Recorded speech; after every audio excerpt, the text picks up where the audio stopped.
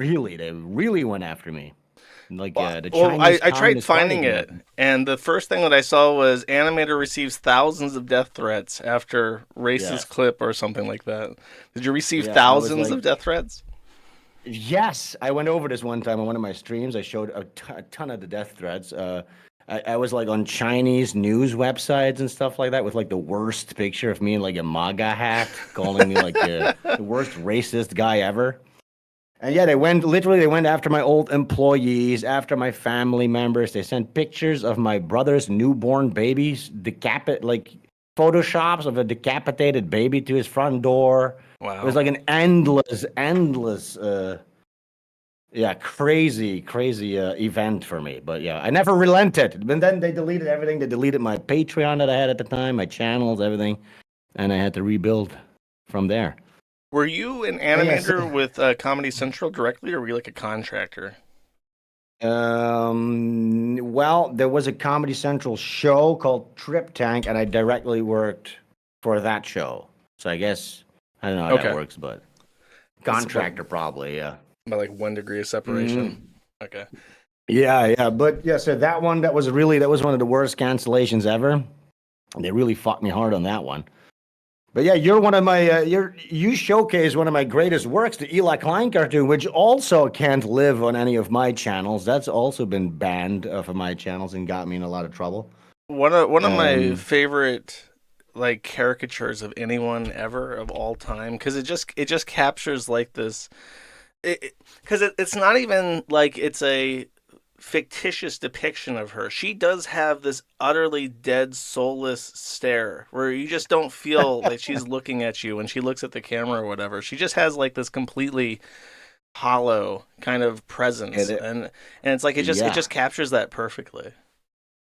Well, and But not according to H3 himself. I don't. Maybe we should just watch that video. We just were.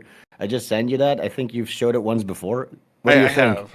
Okay, I will play We both the should. clip. Everyone's seen the He clip, but I'll says play it one time. H3 claims that it's a Nazi propaganda picture, but I mean, and I think you agree with me, would argue it looks exactly like her. There's barely any exaggeration there. I would barely even call it a caricature. Yeah, I mean, You it's know, just that your style is very like it plays up people's features quite a bit. I mean, look, but I mean, this could be a picture of her. Okay, I'll play Look at it and that then we'll watch beautiful. the clip. Just real Yes, quick. yes. Oh God. Just amazing. But And people were it's the, calling us the Avengers of racism, which I thought was really funny. People were very excited. the art is like a direct parody of Doom, right? Of what? Of Of June? Doom, like Doom, the June? video game. No. Well, I mean, no, not really. Actually, I was It just wasn't going for intentional. It something. just looks like that. It's like a meeting of the Yeah, minds it on just, accident. Okay. yeah, it just has that vibe, I guess. That I Mars always thought, landscape. especially the one where it's like on top of the pile of bodies, I always thought that was like a direct reference to like the Doom commercial art. So the fact that That it's one. just like you just reach that point on your own makes it kind of even Yeah, funnier. you know, actually, I was always more of a Duke Nukem guy, which of course shines through in my comic book Butch Gilligan, which I'm sure we're going to get into. He also was standing on a pile of bodies, if you remember that cover. Yes, I do. Okay. You remember? I think maybe that was on the back of my brain. Are you Oh, going? people are saying louder. They want to hear Loud the shooting. is the I mean, I can. oh no, I turned it down just a little bit so we could talk. They're being Oh, assholes. gotcha, Don't worry about gotcha. it. They do that. Just a warning. They do that. So you're uh actually let's just play the clip and then I'll ask you a bit because I have a This- question. Okay, cool. Okay, this is Ethan Klein, fully and completely defeated by the cartoon that we just watched. It had been around Fuck for yeah, years dude. at this point, but after Elon got Zitter and allowed this cartoon to propagate, because Jack would sweep it up if it got reported. But Mm-hmm. at this point, Ethan is having to deal with this video being posted to every single one of his replies, especially because the Palestine Israel thing had kicked off, and he had like Yeah. pro Palestine people submitting Sven's comic to him, and he was like genuinely anguished over it. So we're gonna watch his reaction. I Yeah. played This is this. a great clip. This is a great clip. And you know, when you say anyway, that's whatever. That's a whole different conversation. But um, I was just there was one tweet I saw, and this isn't the first time I saw it, but I saw someone post it and it was getting lots of likes. And the beautiful irony of this is, so it's a cartoon somebody created who put a lot of fucking effort into making a cartoon of Ela in an IDF uniform with a automatic weapon. I'll pause it for a second. He's like vomiting on his words as he tries to get that out. He's just like so broken that his Tourette's or whatever is just in overdrive. Yeah, this Tourette's twitching is in overdrive in this clip, which rules. And, then he played it too. She's okay. She's got like that kind of Nazi Jewish propaganda face, and she's just killing kids. She's just mowing down the Palestinian babies. And what's kind of, I don't know, it's definitely not funny. I don't know what it is. You guys tell me. I know that shit was made by Nazis, like literal Nazis. Mm-hmm.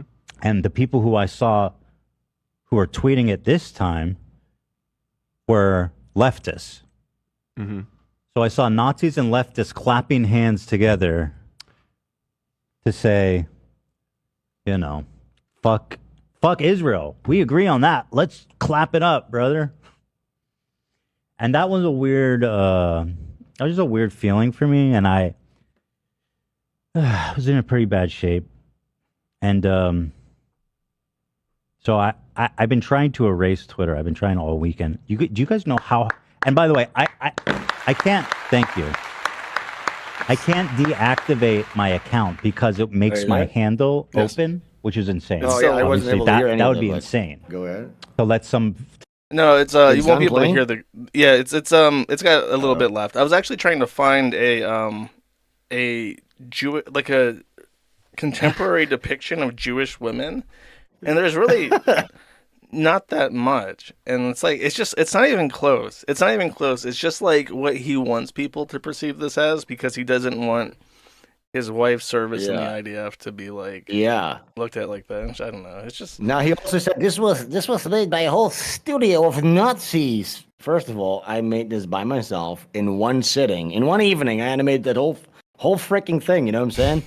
And yeah, I think if you think about it, what's so shocking to him is that actually the quality is so good, right? Because it's not just any old meme. Taken aback by it. In the beginning, he says like someone put a lot of fucking effort into this, because he can't say it was like, oh, it's half-assed a little. No, yeah, I put a lot of effort in my work. You know what I'm saying? And then he had to take it down. Shitty little cartoon. It's not a soy jack. It's like a proper like production. Yeah.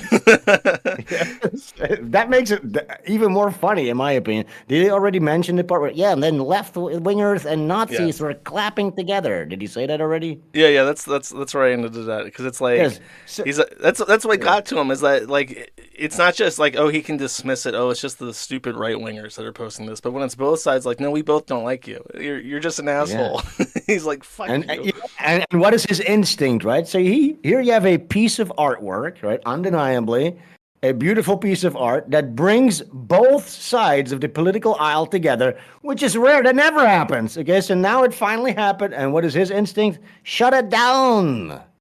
Yeah, they need to shut it down. They need to get rid of it.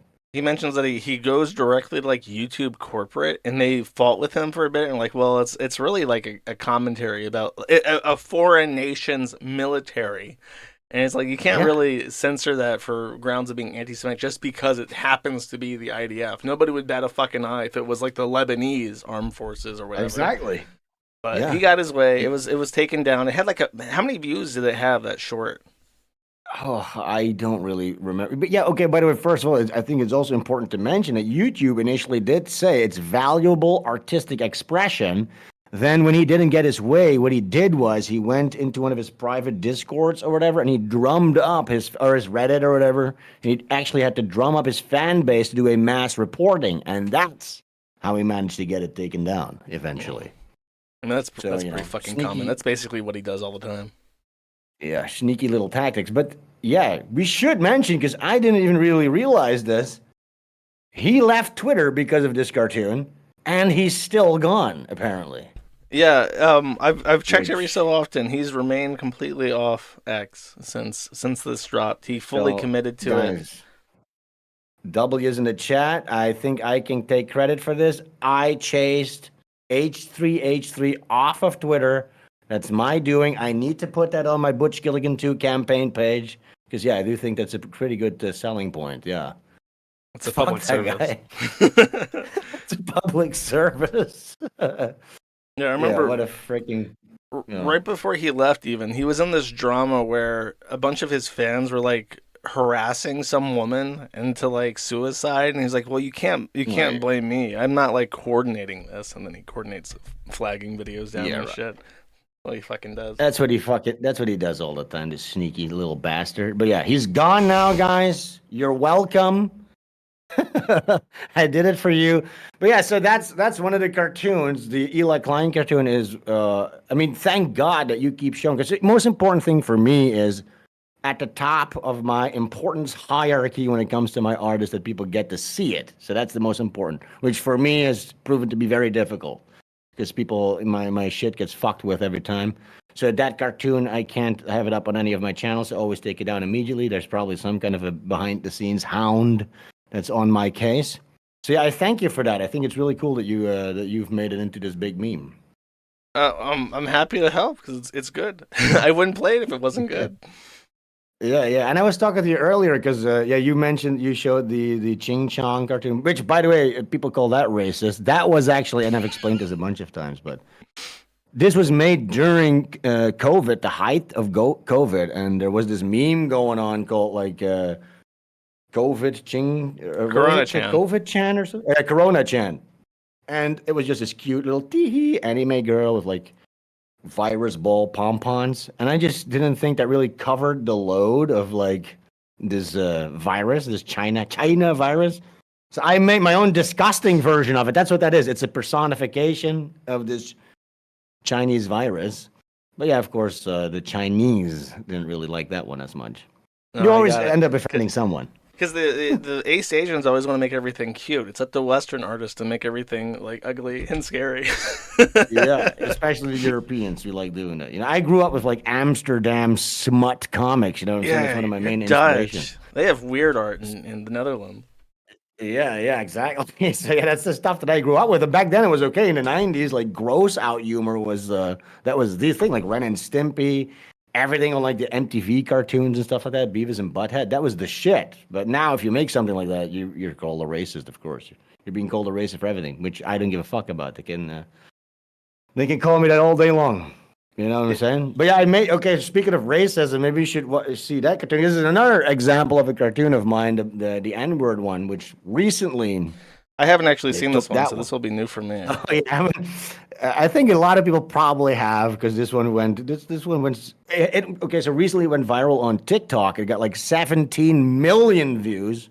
Of course, they cropped out my tag, so none of that audience comes in my direction, which fucking sucks. Here's the thing, again, like I said, right? So the most important thing is that it gets seen, so I like that. But here's the problem with that. If I would get some of that audience, it would actually entice me to make new art. But right now, like, what am I doing? If I'm just make art, I put a lot of effort in and throw it into the void, and you know what I'm saying? Yeah, I So feel like when it there comes has to to these- be some way to capitalize on people sharing your stuff, even if they try to crop out the artist tags. Because I think that your stuff has like a propensity. Because again, it's really high quality, so people tend to share it more just because it lands better. Yeah, you probably have to experiment a little bit with the watermarking and shit. Yeah, I know. But yeah, so yeah, make it an NFT. But yes, yes. But again, like I'm saying, again, I'm happy that people get to see it. But yeah, it would be nice to get a little bit of recognition. It's not because I need to have my horn tooted. But yes, you know, if you want to have an artist make more of this type of art, yeah, you need to incentivize that. But you know, for right now, whenever I make like a super transitive cartoon, it actually is a net negative for me. You know what I'm saying? I lose my channels, I lose money. It's just a mega disaster every single time. But I can't help myself. But Do you again, so Do you get banned off yeah, Twitter still for the cartoons? no, no, not Twitter. Twitter's been okay, Okay. actually. Twitter has been pretty solid for me throughout, to be honest. It's just been everything else for me that's been fucked Yeah. up. The only rule, and I keep doing this because I have very bombastic rhetoric, you have to avoid any implication of violence in any way, shape, or form. If I say something like drop dead, I get fucking banned from Zitter. So Oh, fuck. I can't control Yeah. myself. It's just where I go naturally. So I'm always in the timeout box.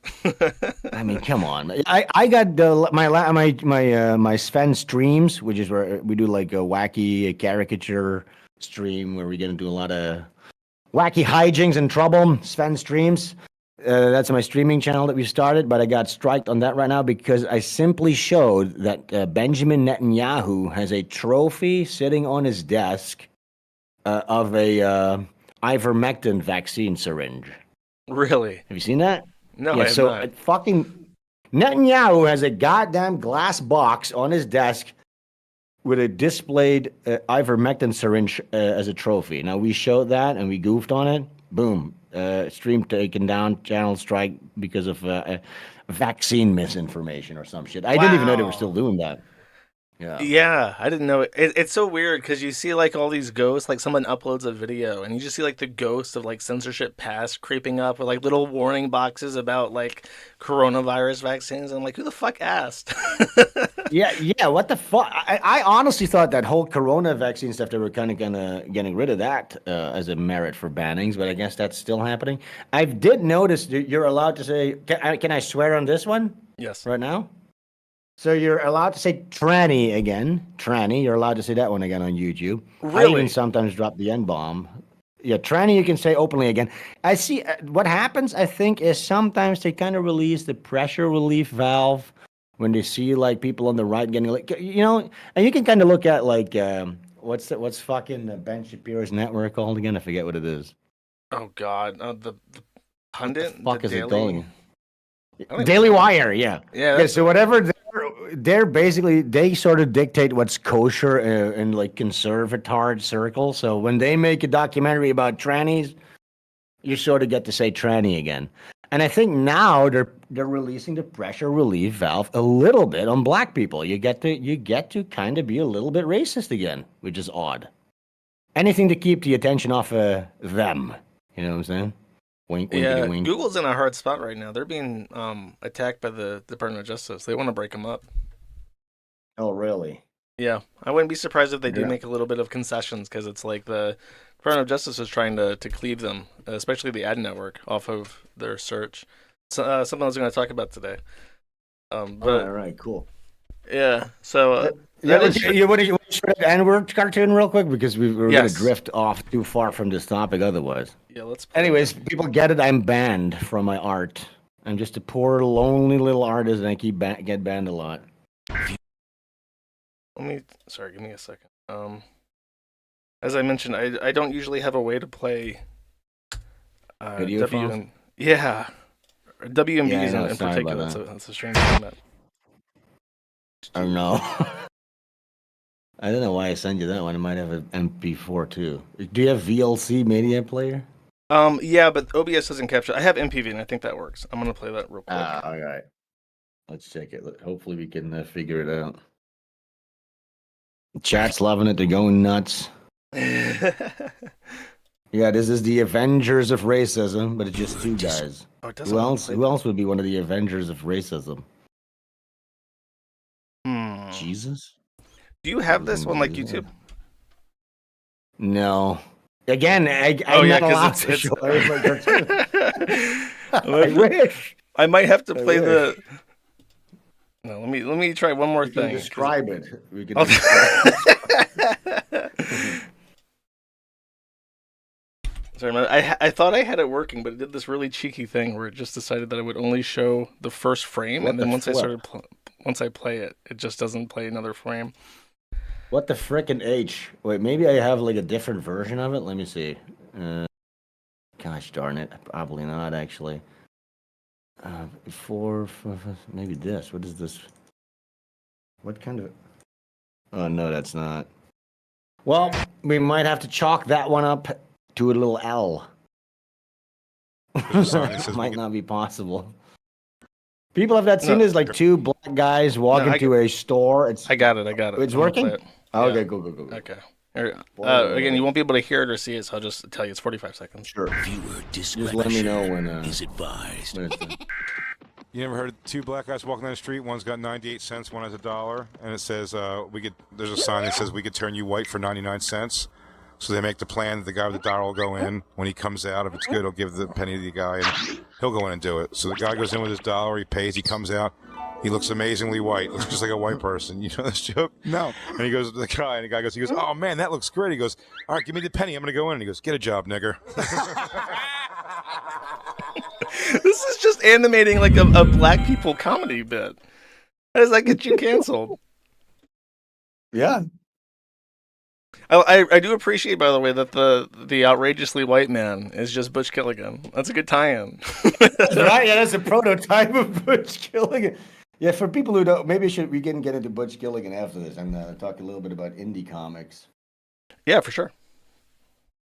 I don't. Is the video done playing? Yes. Yes. Yeah, that's what I said. yeah. It's just like an actual like skit from like a black podcast or something. Like, Yeah, you just it's like, animated. it's like a street. It's a street joke. Yeah. By the way, this cartoon is mega old. What is this? When did it make it? It's like 2014 maybe. And now it's resurfacing and getting like millions and millions of views. Like I explained. This was from people are saying Big J Okerson. I work sometimes with the Legion of Skanks guys. I do all the art for Skanks Fest in New York. Sven, you made this? Yeah, I did. See, a lot of people don't know I made. That's the whole gosh darn problem I'm trying to illustrate. Yeah, they All keep these taking out your viral fucking cartoons credits. and nobody knows it's me. But yeah, Legion of Skanks. What was I saying? I forgot.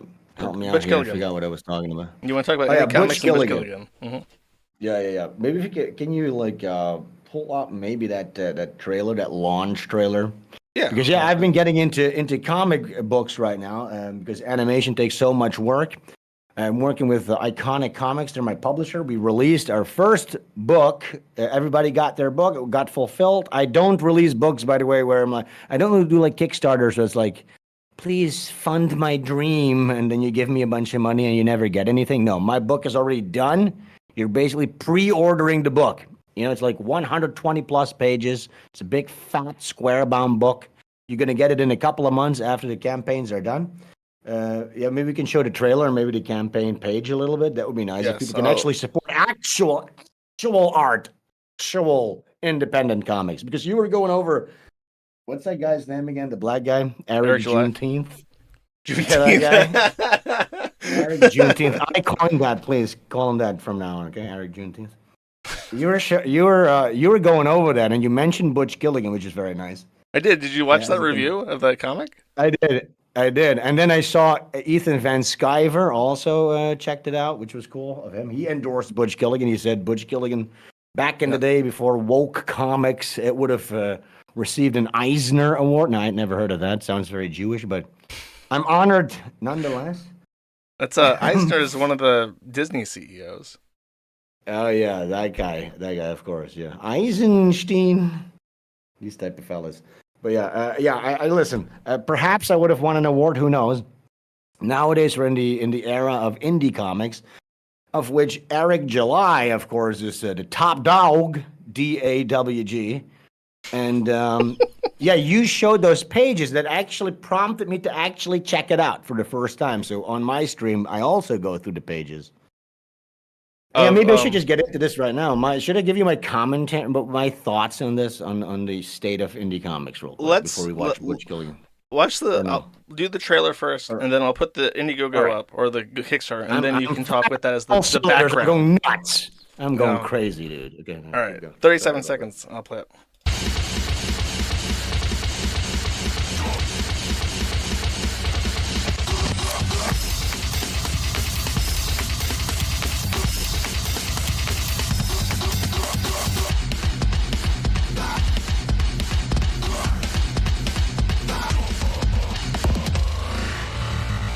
Revenge awakens in Butch Gilligan 2.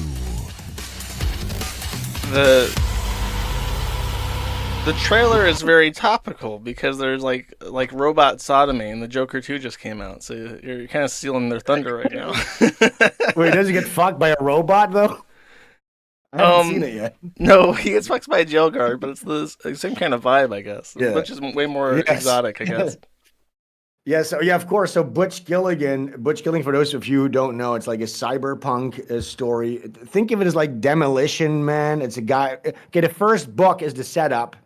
You need to read the first book to How to do know what happens, people but yeah, get? he loses. I tried to get a physical copy of your first book, and I couldn't find it. Have you like sold out of the physical copy? Here's the thing. First of all, you regular people can get it on iconiccomics.com. They got to go to the web store. Maybe you can pull that one up. iconiccomics.com.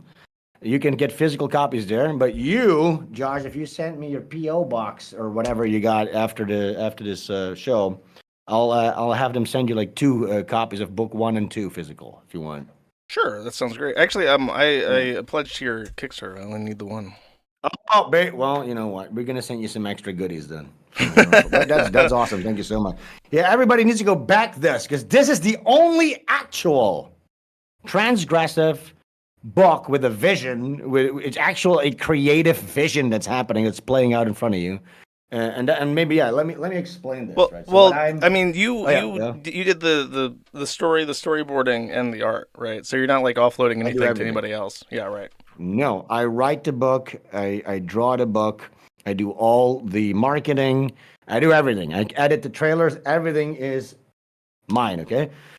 And yeah, that goes into so you have guys like Eric July. Okay. These people, and yeah, people are right. He's the only one who actually sent out a book. No, actually, he's not the only one. I managed to also deliver people a book. My previous book came out, rave reviews, on time, everything fine. But these people, Comicsgate, they distinguish themselves by separating themselves from the mainstream. We all know their selling point is mainstream comics nowadays. They've gone woke, they've gone paused, they've gone BIPOC, gay, queer, whatever, okay? Then you got these guys, they go indie, which means independent. And they distinguish themselves because they no longer, they lost the chains. They're no longer shackled to the corporate top-down control, okay? And then apparently the biggest example of this is the Rippaverse, which to me looks like the most generic, devoid of any personality or any authorship. Is this really the best we can do? Is that really what it is? You know what I'm saying? Do you have a beef with Eric July? I'm kind of picking up on that. No, not really. No. I actually really don't. And to be fair, I actually tend to think it's a little bit in bad taste for me as a fellow comic book creator to shit on this guy. But again, you inspired me. This is your fault because you inspired me to look at these pages, and I was just like, "What the fuck is this? Like, this is just nothing." Okay, so that was actually Gumroad content. I did that like for people that like in private, and then it got leaked out, and everybody shared it around. So, in case the audience is unaware, I have in my right here in my closet, I have one of the only comic books I've ever owned and read, which is Isom 2. And it is a bad book. The first one is more grounded and like it's intriguing. It has like a little plot about like a mystery that's like, oh, that's cool. The second one is like fucking batshit. I have no fucking idea how nobody stopped him and said, you can't do this. This doesn't make any sense. So after Okay, so I only checked the first one. I thought that was horrible, but I might have to check the second one. if you didn't like the first one, the second one, you would hold in utter contempt. Oh God! Yeah, I was saying the name alone, Isom. I was like, that sounds like something you'd see on the side of a cement truck. You know, like it does sound like a business name or something. Isom Business to Business Solutions or something. It doesn't really. It's not really a real superhero-y type of name. It's named after his grandfather. It's named after his grandpa. His name was Isom. Yeah, that's a real superhero in the community. Yeah. Wait, I didn't know. Wait, his grandpa's name was Isom? Yeah, it's like either his grandfather or somebody. It's named after somebody in his family. So when people give him shit for the name, he always says, "I named it after my grandpappy" or something. You know what? It's working on me. I'm afraid to criticize it. Okay, yeah, people listen, it's not just you and I. A lot of people are criticizing the subpar quality of the book. And I think even he started coping with like, hey, listen, N-word, I ain't no artist. I'm a businessman, and now he's just kind of doing like that business type of coat. Yeah, well, what he's doing now is that at the end of ISOM 2, I said, I don't know if there's an ISOM 3, but I mean, I'll read it. Because what are they going to do? How could you possibly salvage this storyline? And then I went to their site, and there is no ISOM 3. And what he's done instead is that he's used the money that he's made to hire writers and artists to do their own like subplots in the same universe. So there's a bunch of different ISOM universe books out there, but the only one written by Eric July is the actual ISOM 1 and 2, and the ISOM 2 is just bad, and I can't really.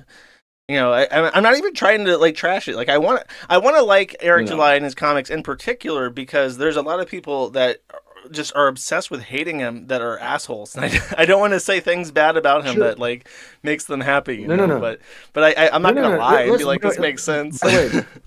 Me personally, I don't just. I'm not hating. Okay, well, I was accused of hating by another comic artist called Martina Margota. If you heard of this bimbo, this internet grifter, right-wing internet grifter, Lady Alchemy. You heard of that? No? Sorry. Anyways, she also fucking sucks, and I just reviewed one of her things, and then she called me a crazy stalker and a hater. No, listen, I'm an artist, and I think it's my full right to review art and give my honest opinion. Okay. Truth is my highest ideal. So what am I going to do? I'm not going to suck up to anybody. I'm an island. I'm standing here on my own. I hope you guys can support Butch Gilligan Volume 2. You're not going to fucking regret it because this, listen, like I was saying, if ISOM is the pinnacle of what happens when the artist gets unshackled by corporate top-down control, then we're in big trouble, okay? Because that's the most successful thing. Listen, Butch Gilligan, in this cyberpunk crazy future that Butch Gilligan wakes up and you're gonna have like self-replicating retarded clones that get more retarded with each iteration. Oh, you reminded me. In the art, we have Chinese. If you scroll down, the Chinese human mosquito hybrids. Have you seen those guys? Yeah, it smells a tongue on a mosquito. Go ahead. Go ahead. Go ahead. What is there was is there like a Troonjack? I saw like a Troonjack in one of the drawings. Is that accurate? Yeah, there is. You should pull out one of the trailers that I sent you one of the videos. It goes into that. It's called the Ultra City Citizen. Yeah, these are like Troonjacks in your style. They're distinct enough that you don't. It's not super obvious, but the more you look at it, you're like, yeah, these are like the soy. Goy slop consuming fat pieces of lards that can't stand on their own accord. They need like exoskeletons. They have a heart pump device on their chest that makes them able to breathe. They have to pay a ticker fee subscription, sort of like Netflix, to be able to have your heart pump. And you need to get like certain prescription services, like you have your active or semi-active lifestyle ticker rate plan that gives you a certain amount of pumps a day. Listen, this is going to get nuts. Go buy your copy of Butch Gilligan 2 right now, mother frickers. Support something real. Come on, can we just have something cool for once? Instead of all this gay ISOM stuff. The visuals are like really psychedelic and trippy. They're really well done because you're flipping through it and you're like and there's homages to like famous artwork, like the one where the jaw is like a swirl. That's like, I want to say that's in Belgium. It's like in a museum in Belgium. And it's like, listen, I am an art dork dweeb. Okay, so I think you're thinking of Hieronymus Bosch, which is a Dutch artist who made like a middle-aged in the Middle Ages. He made like depictions of hell. So I'm definitely inspired. I'm inspired by a lot of different aspects, but yes, I'm an art dork. And another thing that you should know, by the way, because people sometimes get the wrong impression. They think it's just, again, I explained this on my one of my streams. Like Butch Gilligan definitely is like a multi-layered cake. Okay, so yes, it is this masculine power fantasy, off the wall, crazy action and satire. And yeah, you can, if you're a retarded mongoloid, you can enjoy the top layer of all the action and stuff. But there's several deeper layers, okay? It starts to become more and more a psychological thriller or even a horror, basically. But again, we're setting things up. This is only the second book. The second book, it's Butch. He starts off, he wakes up in this dystopian future. And yeah, the first thing is like, He wakes up in his hospital bed, and in order for the AI that controls the hospital to let him go, they need to measure his vital signs. And what better way to do that with like a big drill thermometer dildo that's gonna sodomize his asshole? Now that's a situation for a character to have to get out of in the beginning of a book. And that's what I like. I would like throwing a character in the middle of danger and then trying to get him to see how he gets out of it. Because I think that's what a story is supposed to be. It's a type of survival guide. Okay, that's what makes a story fun. And one of the big problems that is actually happening with mainstream comics that people hate is that these comics become propaganda pieces, and the characters become propaganda pieces. Like famously with like the new Star Wars movies, right? So they put like a female lead front and center, and she's not as much as a character as a propaganda piece. So she can't really have any flaws because she represents an ideology, and they're trying to shove that down your throat. So she can't have any flaws, and that makes not for a very interesting story. You know what I'm saying? Like Ronald McDonald, you're never going to see him get fat and get like heart disease, and that is why he's such a boring fucking guy. And that's what most characters are nowadays. And then you have dumb people who jump in on this indie trend and they don't even know what they're doing. They claim, yeah, we're fighting against a man. By doing what? Making another superhero comic, another bland cookie cutter nonsense? You're not even doing anything new. You're not even revisiting the genre or doing anything. It's just nothing. Well, with Eric July, You know what I'm I saying? get the sense as someone who's never really read comics that he really enjoys comics and he likes a lot of the tropes in comics. So when he made his own comic, he's like, well, of course, my comic is going to have this trope and it's going to have this trope. It's going to have all my favorite things from all my favorite series. And that's really what it feels like to me. And I'm kind of You know curious. what? Interesting you say that. That's interesting that you say. Sorry to cut you off because that reminds me of soul food. You know, people say black people have soul food, but it's basically just them combining their favorite things. It's like a delicious Belgian waffle and fried chicken on top. You know what I'm saying? Are you saying that Eric July's comic is over seasoned? Is that where you're going with that? Yes. Yeah. Well, okay. Should I get into my controversial opinion about Eric July's success? Oh, let me ask you a question first, and then you can go into that. I'm really curious. Were you big into comics like that, or is comic books just No. something that you've kind of like taken the mantle of because you're like, I bet I can do this better than everybody else right now? Well, first and foremost, so I'm a storyteller. I'm an animator, but animation takes a lot of work. It's a heap amount of work. One of the first steps of the process of an animation is the storyboarding phase, which basically is creating a comic book. So for me, it just feels like throwing off the weights and me being able to get my ideas out there in a more efficient medium. So that's number one. Secondly, whether I was like reading a ton of comic books as a kid, not really, not the comic books that you're thinking of. I wasn't reading Superman or all the Goyslop stuff. I was reading Joop Klepzeiker. Google it. It's crazy Amsterdam shit. It's like this down and this like dweeb fucking prostitutes and shit like that. I was reading I did read Spawn. I read Spawn a little bit. And I read a bunch of manga too. I read like Berserk. It's one of my favorite things. And of course, I was a big fan of like Batman the animated series. That's sort of more like the accumulation of my my inspiration behind this stuff. But I wasn't like a huge pulp comic book type of guy. I wasn't like collecting X-Men or something like that. Not really. So I come from a fresh point of view. Yeah, it's kind of what I thought, and it's interesting that you phrase it like that. That it's just sort of like it's the storyboarding from animation, just like emphasized on that point, and that makes a lot of sense because then you can churn out like an animation without needing an entire team to animate it. You don't need like an Indonesian sweatshop to fill in all the cells for you. Exactly. Now, who knows what might happen down the line, you know what I'm saying? But yes, my main focus right now is to get the story out there. And it's going to resonate more and more with people, I think, as they start to get what this is. But yeah, it's gonna take a couple of books. And by the way, if people back campaign number 2 right now for Butch Gilligan number 2, you can still add on a physical copy of Butch Gilligan number 1 as well at a discount, by the way. So when you're at checkout, you can do like an add-on and you get like a 20% discount. So this shit is dirt cheap too. But you gotta back the real, true independent voices here, which I don't think there's many of. We scrolled during my launch party.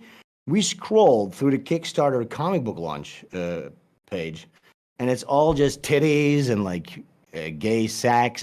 So that's the thing. Like the indie scene is not much better, if at all, than the corporate.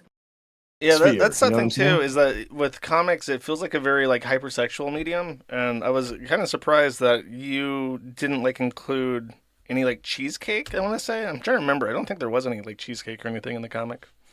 Wait, what is cheesecake? Cheesecake is like That's in Japanese it would be like ecchi. It's like mildly erotic, but not like full on. You know what I Oh. mean? No, look. The way I handle. So first of all, this book is not going to use any vernacular of the day. It's not going to talk about, oh, you woke piece of shit. This comic is going to stand the test of time. The type of humor, the inspiration for the type of humor, I think would get us close to somebody like Paul Verhoeven, fellow Dutch guy, the director who made like RoboCop and Starship Trooper stuff like that. Is very much a satirical style of humor.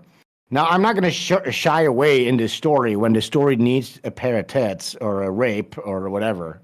Uh, I'm not going to shy away from that, obviously, but I'm not going to just arbitrarily try to shock you necessarily. Well, maybe sometimes when I think it's funny, because, okay, so my editor, I send it to my editor. And yeah, the editor, one of the comments was, there's a lot of butt stuff. And I was like, yeah, fuck you, nigga. Yeah, there's a lot of butt stuff. That's funny. By the way, not gay sex, but okay, the book starts off with a near anal rape with our hero chained to a bed. Yeah, you have See to what I'm be saying? careful I guess because that got- when you say that, it reminds me of a note that was left by the editor on Milo Yiannopoulos' like autobiography or something, and the editor Oh, just boy. left a note like, "This is neither the time nor the place for yet another black dick joke." Yeah, it's not like that. No, it's not like. Okay, look. So there's one scene where like one of these. It's always in context. Okay, so you have these guys, these goy slop fat soy boys, Mhm. and then one of them steps up to the hospital counter and is like, "Oh yeah, I got some pink sock problems during a non-lubed intercourse section. My rectum was left dangling like a pink sock. Because they're all there. They're all at the hospital, as you can see here, complaining about little minor ailments. So that would be an example of butt stuff, but it's not. I'm not like promoting gay sex, obviously, like Milo Yiannopoulos, which is of course a Jewish agent. We all know that. Before I ask about your opinion on Eric July, the chat has a popular request, and I would actually like your artist input on something, just real quick. This is a guy. He's been around for a very long time, and he has had basically no traction on his comics because they're very weird. Huh. And so I started showing them on my stream, and he started to get some replies and stuff. And I want you, out of any of the last 7 comics that he's done, just pick one at random, and I want you to tell me which one you picked, and then give me your take on it. Well, we don't have screen sharing up, so I'm not sure how we're gonna do this. I have to look at the stream, and there's gonna be Just a bit of delay then. just go to. I sent it by Discord. Oh, you Just sent me a open that link. Uh-huh. Just pick any Oh, of yeah, those okay. and tell me which one of the end of the fucking world parts you picked, and then I'll bring it up on Wait, screen. dude. Okay, let's see. Let's see this. Pick one that appeals to you, Jesus. that jumps out to you off the page. Right, you know what? I'm just gonna go with like 1, 2, 3, 4 because I like that pink skinned guy. Let's do the 4th one. Okay. Okay, I've got that up. Okay. So, well, I'm just. Do I have to read the text, or can I just look at this as an artistic thing? So what I see here. If you would like to like just skim through it, you don't have to read it all. Just skim through Let it. me give you my first impressions first. Okay, first impressions. First impressions is this. So I think on the internet there's 2 schools of artistry. To speak in a binary way. Okay. Of course, there's a lot of gray areas there. Now I can tell, and I haven't read this comic, obviously. Okay, so there is the Call Arts Steven Universe type of queer-coded LGBTQ artists out there. And then you have the Newgrounds, Zach Hadel, Oni NG style influenced Gen Z artists out there. Now, this is obviously the latter. This is a very much Oni NG Psychic Pebbles inspired style. I can tell that. I can also tell you this. The guy is fairly talented. Now, I could even go as far as to give you his age. I think this guy is 24, 25 years old. I can tell you that by the way his line art works. Okay, so that's my initial first impression. And then, let's see, do you want me to just read this real quick? Do you want me to read it out loud? Just skim through it if you want. You don't have to. I mean, we got to read it. We got to read it. We got to give this guy his props. Okay, so 79 days until the election. And the panel goes, what kind of filth are you putting in the school library? Sir, that's a Chinese takeout menu. And this is a Hardee's. Well, I'm taking this straight to the press. Soon the whole world will know about your brainwashing campaign. Pretty funny. Wow. This is the news anchor. He goes, wow. And just for speaking up, they ask you to leave the school grounds? It's preposterous, Wessie. Do I look like a threat to children? Well. So this is sort of like taking the piss out of like a conservative media, I guess. Yes. Listen, if you don't want your kids speaking Chinese and being brainwashed into their strange Oriental ways, then lock your child in my basement for safety. Which is also funny because, of course, conservators, their main enemy, they're taught, is the Chinese, the Chi-Coms, which, of course, we all know is not very accurate. Would you mind reading some of these words so the parents at home know what to look out for? Listen to this shit, Wessie. Dim sum. Disgusting. Chow mein. Ugh. Dumplings. What the fuck? Wessie, what's happening to you?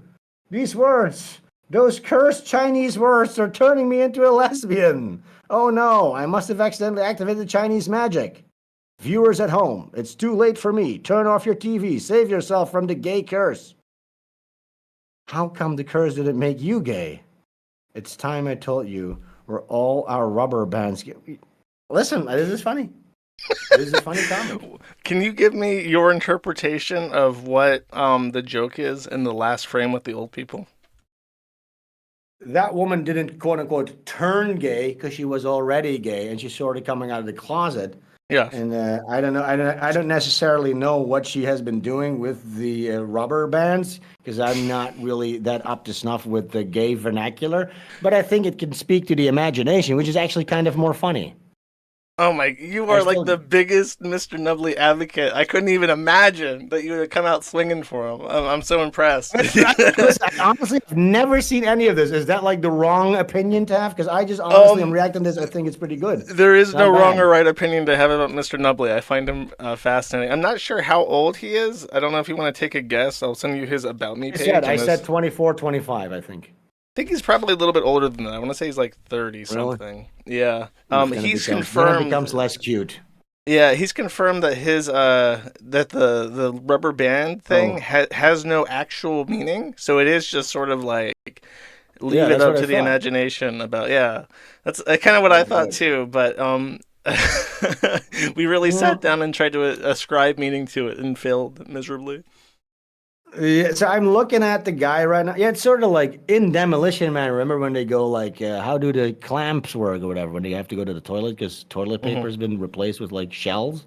Yeah, I got you. Something like that. It's sort of like that, where you just kind of have to fill in the blanks. I'm looking at the guy. I will say this personally, the older the guy turns out to be, the less charming it becomes to me, because I thought this was sort of like an up-and-comer you were showing me, like a guy. Yeah, but I'm really not sure. He's been at it for a while, but he could have started really young. I don't know. This could also just be like his Vint comics. Like maybe he works for like a comic, like for a national syndicated. Like he just has to draw what they tell him to draw, and then when he gets home, he just makes the dumbest fucking political comments that have ever existed. That's just like what he enjoys. Yeah, that reminds me. Have you ever seen that vlog? Fuck yeah, John Lasseter. Have you ever seen that famous blog? No, I haven't. We're like Pixar artists. They came home and they would draw the worst caricature of John Lasseter, the owner, the CEO of Pixar back in the day. Really? He's like very old. And That's it's funny. like super offensive. He's like sucking off Hayao Miyazaki and of Ghibli and stuff. Yeah, it's an old blog called Fuck Yeah, John Lasseter. That's a fun one to check out on your own time. Yeah, you should not piss off artists because they can draw you doing horrific things. Yes. Yeah. Now, do you want to hear my take on Yes, I desperately want to hear Eric July? Your other comic book review about Eric July. Okay. Now, can we get this off the screen? Put back up the Butch Gilligan 2 campaign. And guys, For real, you got to It's on support Indiegogo as well, the in case you real. hate Kickstarter. Yeah. So on Kickstarter we have one cover, and then there's the other one is on Indiegogo. It's a variant cover. Now I would say just buy both of them. But anyways, so if my theory or my opinion that Eric July's ISOM cartoon or comic is subpar and not really an exemplary of what one can do with unbound creativity, right? Which I think we both agree on. Now, how would you then explain the massive success? And by the way, I will say this, out of the Rippaverse, there's some cool shit happening, like the guys that are doing these animated trailers. But that's obviously, it's like a separate studio that's in Texas, I believe. You know, but that doesn't say anything about the source material. Like you could give them anything and they could make it look cool with their animation, right? That's not has nothing to do with Rippaverse, to be honest, right? Yeah. So there's some cool stuff, but we're talking about the comics here, and if this is like the pinnacle of unbound indie independent creativity, I think we're in trouble. So, but then, yeah, how would you explain the massive success? Now, here comes the controversial opinion that I don't think anybody's talking about. I don't think EVS is talking about this, at least. So the indie scene, these guys, Comics Gate, these type of guys, Rippaverse, they broke off from the mainstream BIPOC, LGBTQ, Black Spider-Man, Black Superman, Black Hulk scene, and they went indie, okay? Now, immediately, obviously, mainstream media is going to call them racist. Oh, the reason they're breaking off is because they're racist. They can't deal with like LGBTQ BIPOC characters. You're racist. Now, the worst thing you can call, and I'm sure you know, a boomer or a Gen Xer is racist, right? They've been primed. It's not even really their fault. They've been brainwashed by television for decades and decades and decades to believe that being called a racist is the absolute worst. To be marked with the scarlet R of racism, that's the worst thing that could ever happen to you. So now here they are with their new comic scene that doesn't like the BIPOCification of their favorite comics. And here comes Eric July, the black guy, the token black guy. Now a lot of these conservatarded Gen Xy boomers, they form their opinion through a black consensus filter, you know? This is a huge trend. You can see this on YouTube too. You'll have like a black guy reacting to like Nirvana or like some white niche hobby, like a black guy that's into Warhammer. And you'll see Gen Xers clapping like seals. Look, my little thing is getting the stamp of approval by the cool black the guy. Negro. The black guy. The magical Negro is approving of my little thing, right? Which of course is a whole new form of psychological cuckery. So yes, I think the reason that Rippaverse got so big and successful, and I understand it's very controversial, but it's the truth, is because these white people, these white cockservatards, they basically paid penance by supporting this guy's campaigns, and thereby cleansing their new nerdosphere branch off of the scarlet R word. That's what I think. I can tell, even though a lot of what you say sounds familiar, I can tell that you've developed this on your own in like a bubble of just thinking about it, because the way you describe everything is so divorced. Like you don't use any of the same language, and in particular, describing it as penance, like buying God, what was it called when you bought like forgiveness from the Catholic Church? Like it's like absolution. Yeah, that's like a great way of putting it. You're contributing to something from the cool black guy who's on your side, and that's your way of buying clemency from the Pope. Yeah. Indulgence. Yes, this is my own take. I don't listen to any comic book things. Now I have developed this take because my listeners that are in the chat, they've heard me talk about this like 4 times at this point. But yes, I have developed this take. This is what I think happened. Now, what do you think? Is there any credence to my theory? I think some of it can just be like genuine well-wishing. Like, I hope that this thing, sticking it to the man, is going to work out. But I think there's also a part of that where it's like, because this was a thing during Gamergate, where people really tried to go out of their way to like find black people and women that were on their side so they could explicitly, and Milo Yiannopoulos, bringing up him a second time, heaven forbid, was a great example of this. He was not only Jewish, he was not only gay, but he was also in a gay marriage with a black man. So he's like the ultimate source of indulgences. You support him, well, you're not anti-Semitic, you're not homophobic, and you're not racist because he's in a interracial marriage. So he was like the Pope. Lightning rod. They become a lightning rod for any left-wing criticism, basically, in your little nerdosphere, right? Yeah, because you're trying to protect, like, you're divorcing yourself from the mainstream by showing, like, no, really, we're not bad people. Now, based on your definitions.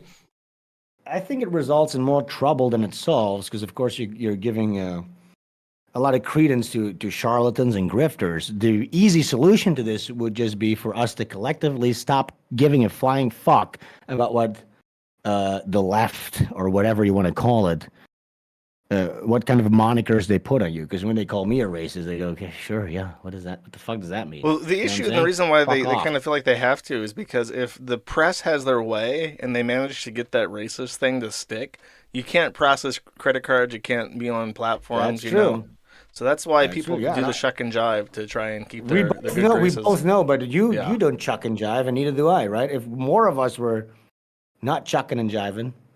Yeah, I mean, obviously, yeah, it would be better, but it's asking a lot of people, you know, like who knows how much you would sell of your stuff if you had access to the traditional avenues of but here's the problem with that. I can't. This is me. You know what I'm saying? I speak the truth. Butch Gilligan. I got you. I can't shut it off either. I can't watch my fucking mouth. I've tried. I don't fit in anymore. I can't do it. I can't play by your rules. I'm sorry. I'll just be homeless before I can figure out some way to shut up. Yeah. Plus, I would say this. I think it's actually the job of the artist to play that role. It's sort of like this is kind of gay and cringe, I guess. I shouldn't even say this, but I was going to say it's like the jester back in the olden times. An artist ought to speak the truth, and that's what it always was like. You know what I'm saying? You need to be contrary to the popular. I'm not a contrarian, but now in these days, it's incumbent upon the artist to speak the truth, right? And I see a lot of bad stuff happening in comedy too. I work a lot with like comedians. Like I said, I work for Skankfest and stuff like that, and you can see that. Their comedic commentary isn't really geared towards those actually worthy of critique. And then what you started to see happening, especially during the COVID days, was because the topics of comedy that were deemed kosher were sort of like gay stuff. So you could see guys like they were like, oh, they were sucking off a dildo, like sort of like the jackassy shit. And that's what a lot of this comedy is revolving into. They're too scared to actually have commentary on real things, and then it devolves into like a gay, jovial, jackassy. But at that point, like if you're like, look how crazy we are, let me kiss my best friend in the mouth, but you might even not know what I'm talking about. But this was like a big moment in one of these podcasts. Like, oh, look at this, we're drunk, I'm gonna kiss my best friend. Yeah. Like at this point, you're not being transgressive because literally the McDonald's billboards have two guys kissing. Like you're just doing you're performing a gay act. You're just being gay. You know what I'm saying? So I think like a lot of comedy has gotten gay, a lot of art obviously has gotten gay, everything's fucking gay. Well, that's why I remember how big comedy was like in the early 2000s, like how big Comedy Central was and how big like stand-up was. And a lot of that was because they would take pot shots at like the Bush government. And now anything that is in power that would be humbled by humor and ridiculed is like an untouchable. You can't go on stage and if you try, it's like a huge deal. Like Dave Chappelle making a few remarks about trannies and then like apologizing mid-set for it. Like, but no, really, I love him. It's like even that is like transgressive in its way. Yeah. It's like really bizarre. That's a great point. That's a great point. Even like Shane Gillis, right? That he's being hailed as the new awesome. You know him, Shane Gillis, the like the dude bro type of guy. No. He's doing They pulled him out to course correct on the Bud Light debacle when they used that Dylan Mulvaney tranny guy. Yeah. And now they're pulling out Shane Gillis, the new hot comedian, and then his big Netflix special. He's being like promoted by Joe Rogan and stuff. Like he's like the big hottest commodity. And and then all these dumb Gen X are like, oh my god, so based, we're so back. You know why? Because he said the word retarded. But here's the thing, just like what you just said, he said the word retarded, but then he had to come up with this whole disclaimer during his special going, no, but really, I actually had a lot of Down syndrome friends and they're really cool and they're actually really cool guys. It's like, what the fuck is this? This is not based. This sucks. I can say retarded too. I'm surrounded by retarded people all fucking day. Yeah, I'm retarded. I consider I'm retarded. I'm sort of retarded. There was also I remember in like the last couple of years I wanted to I have this like mental stain of watching Lisa Lampanelli as a kid. Do you know who that is? Who the fuck is that again? Some Jew? She's a Jewish woman from LA, and her entire stand-up routine was about how she loved black men. That was it. Yes, I know. And yes, yeah. And I just remember every single joke was just about how much she loves fucking black guys. And I watched this because I wanted to see if it was as bad as if I remember. And I was laughing a lot because she was like dropping the N-bomb and shit on stage. And I'm like, even you could not get away with what the fuck Lisa Lampanelli is. Lisa Lampanelli would be transgressive in today's day and age just because of like how aggressive and openly racist she was, and then just saying like, yeah, but I like them. It's like, okay. Yeah, you're nuts. We really have drifted so far from anything that's good. Like it's truly insane, and I don't see a way back. Like some people are saying, like cancel culture is on the way out. I mean, there's a lot of theories about why that's happening. Like there's something like there's a theory of like the powers that be, the shadow government, the people pulling the strings. They've sort of shifted more towards the right after a certain event. Let's say after the October 7th attacks, they sort of shifted further towards the right rather than the left, and that has had a big ripple effect in media and stuff like that, which gives you the illusion that like there's more freedoms being granted to the plebs like us.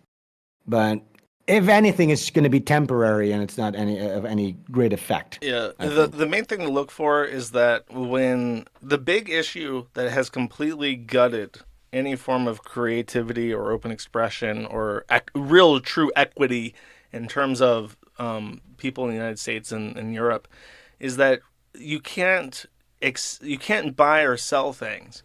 And if you can't buy or sell things on the internet, you don't have a place in today's economy. So until we can actually do that, everybody can participate in the economy. There is no equity. And any equity that they say that they have created is an illusion. And any kind of culture shift one way or the other, you're allowed to make money as long as you're under the Daily Wire. That's an illusion. Until the average person can set up a fucking storefront and sell shit that they make, there is no equity. 100% agree with that. Yeah. And until that time, well, listen, I do think, I'm going to shield my book real quick. I do think, guys, if you want to actually support true transgressive art and actual vision, please go to Butch Gilligan Kickstarter page and back Volume 2. Let's show Rippaverse that we can surpass their slop. Why Rippa in particular? I don't know. I just like, isn't it like the top dog? Like, and again, I really don't. He's made a lot of money. See any of this. They made a lot of money, but it's just it's baffling to me why, because it's not on merit.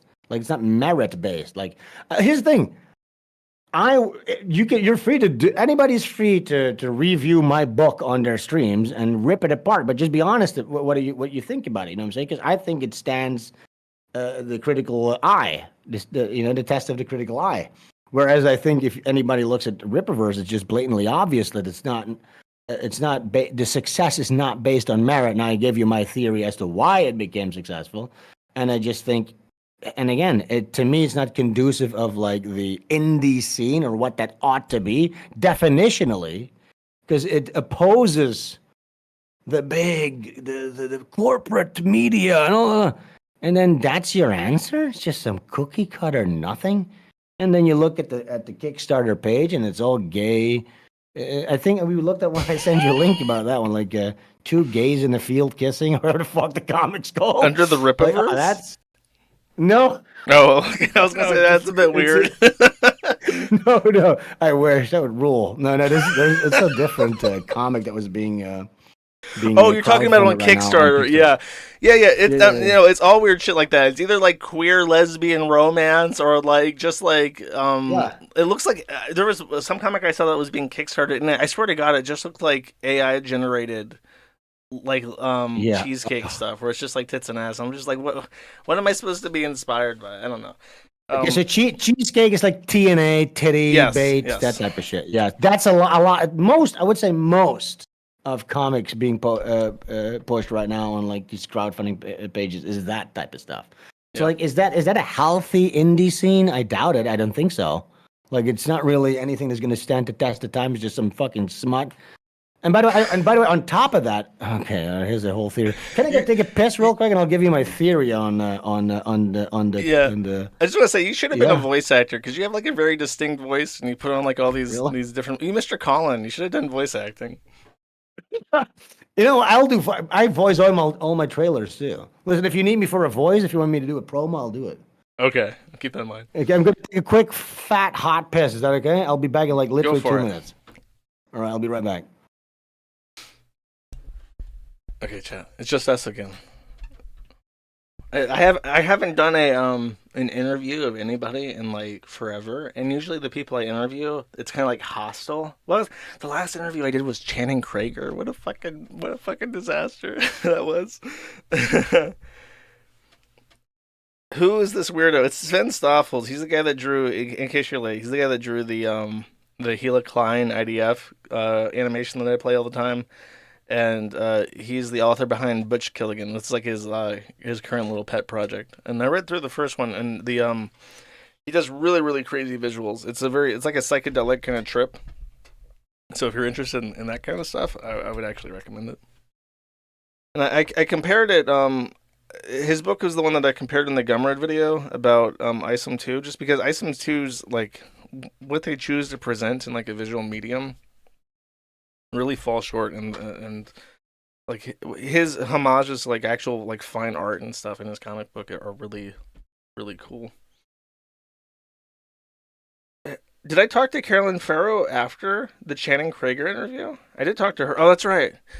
I did talk to her. Okay, that's it. True. That's true. That's an interview I did with somebody who was just kind of like a chit chat about her arrest and stuff. Yes, I'm gonna do not much has happened this week, so I kind of invited him because this week has been pretty short. So I was just like, I'll do like an hour or so with Sven talking about his comic book, and then I'll do my usual. I'm back. Welcome back. What's up, dude? I was talking about my usual lineup of interviews and how they're usually people that are like, as I mentioned before, retarded. Yeah. Yeah. Okay, you're gonna give me your hot take on. Well, maybe this isn't a good pilot, don't you think? Like, I think I'm having fun. I love talking to you. You're an intelligent guy. Thank you. No, you're we're the avengers of racism. Yeah, you're very passionate about art, which is people like hearing people who are passionate about what they do. They don't want to hear somebody, try to sell them something they don't care about themselves. Oh yeah, I mean, I'm not sure what you're. Listen. You've probably talked to like mega retarded guys, right? On your stream. Yeah. Because I'm not really sure what you're referring to. People who aren't passionate about themselves.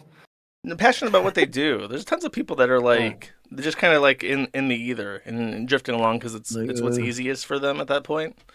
It's hard to go out and to try to start shit. You know what I mean? And try to like. Oh yeah, definitely. Yeah, and what I do definitely isn't easy. I'm fighting a massive uphill battle here. You know what I'm saying? I could use all you guys like a Goku's spirit bomb. I need you guys to fucking give me your energy. But okay, yeah. Here's my idea, my thoughts on what was it called again? Cookie cake? I forgot again. Icky kicky? Was it ISOM? No, you had this term for like TNA tits and ass comics. Cheesecake. Okay, I need to remember this. Okay, sorry. Cheesecake. So as I was, maybe we should do this real quick. Can you go to like Kickstarter and kind of scroll, like click on the comics tab and kind of scroll, and we can kind of. Oh, you just want to see like other comic book Kickstarters? Yeah.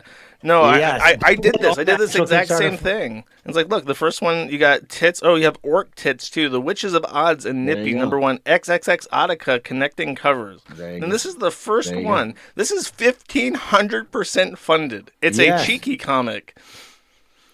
Isn't that nuts? That one looks normal. Defective Now, comments. here's the thing. So here's the thing. So here's a thought of mine that I had because I was following one of my favorite animators, like a French animator, and I'm talking about this years ago. This is even before VTubers and all this type of shit popped off. Okay, so now obviously you've heard of artists. They do commission work, which is totally fine. You know what I'm saying? But when it starts to devolve into arts drawing porn, okay, now this is a controversial take. I think that's a form of prostitution, really. Okay, because if you're a guy and you're asking another man to draw like some sex, like Pikachu sucking off another fucking thing, you're gay. It's kind of gay, okay? So you're asking a guy to visualize some kind of a fantasy. Now, what I think is when you're supporting this cheesecake stuff, it's actually a gay act because you are supporting another man's visualized sex fantasies. You know what I'm saying? Can you sort of follow my train of thought here? Yes, I've heard something similar where someone said that all porn is basically cuckoldry because you're jerking off to somebody else's sexual experience. I feel like you're kind of on that vein. That's true.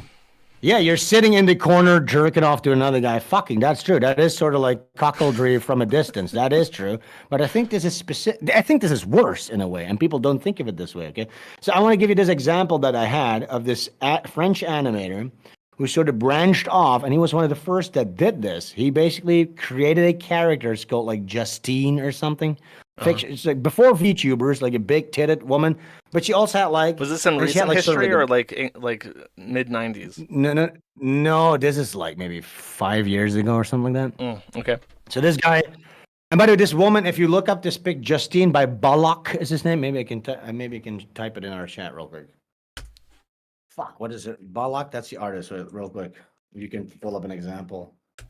Maybe I don't know. Justine Maxine. I think. Bullock. Yeah, this. Okay, look. Well, if you pull this up on Google Images or something, or it's on X Videos, which is blocked here in Indonesia. I'm in Bali. Oh, I was going to ask. I can't show this on screen because nipples show up. It's like a redheaded character, and it's just like Kill La Kill. Is that just like fan art?